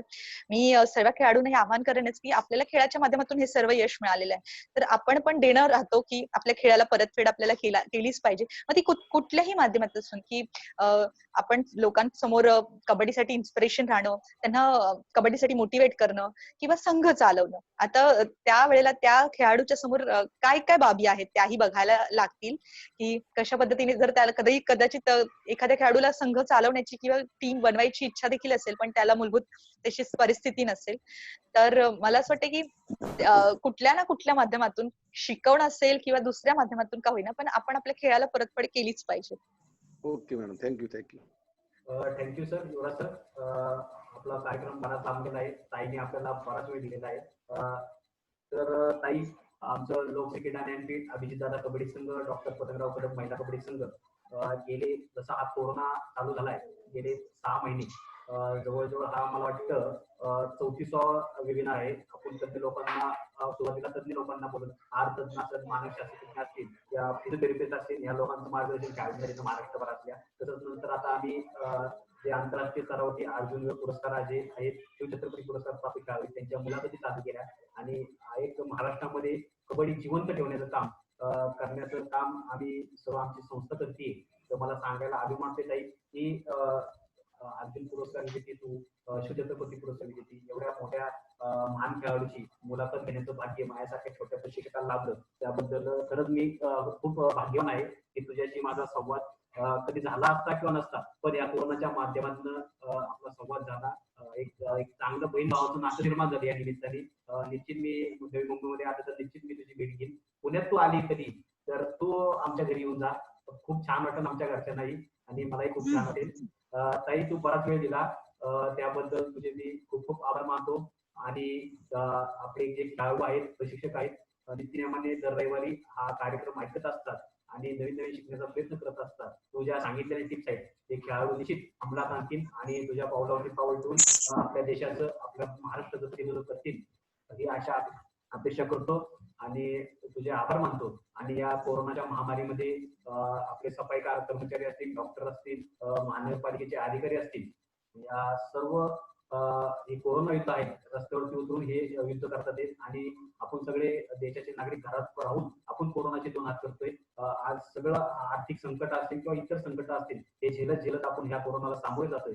पण घरी राहा, सुरक्षित राहा आणि सफाई कर्मचारी, डॉक्टर, महानगरपालिकेचे अधिकारी, पदाधिकारी या सर्वांना, डॉक्टरांना आमचा मानाचा मुजरा. तुम्ही खूप छान करताय. तुमचा आत्मविश्वास वाढवण्याचं निश्चित आम्ही खेळाडू काम करू आणि तुम्हाला खूप खूप सारे सलाम आणि खूप खूप शुभेच्छा. आमचे पोलीसही खूप छान काम करतात, त्यांनाही खूप खूप शुभेच्छा या कामासाठी आणि तुम्हाला खूप खूप सलाम.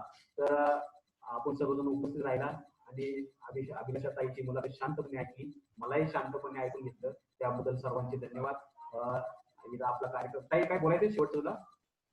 मला पण या कार्यक्रमामध्ये बोलवण्याबद्दल सागर खूप खूप धन्यवाद. कबड्डीबद्दल आज संवाद साधून मलाही खूप आनंद झाला आणि सर्वांचे सर्व आज इथे कनेक्ट होणारे मला बघणाऱ्यांशी पण मी आभार मानते. सागर, जसं तू बोललास तसं आज हे खूप मोठं संकट आहे, आज देशावर नाही तर जगावर आलेलं आहे. पण मला विश्वास आहे की ह्या संकटातून पण आपण तारून जाऊ आणि पुढचा प्रवास आपला सुरळीत होईल. मला असं वाटतंय की आपण अशी देवाचरणी प्रार्थना करू. मला आज इथे बोलवलं ह्यासाठी मी पुन्हा एकदा तुझे आभार मानते. धन्यवाद धन्यवाद ताई, धन्यवाद. आपला इथं कार्यक्रम संपला असं जाहीर करतो आणि सर्वांचे मनापासून आभार मानतो. धन्यवाद.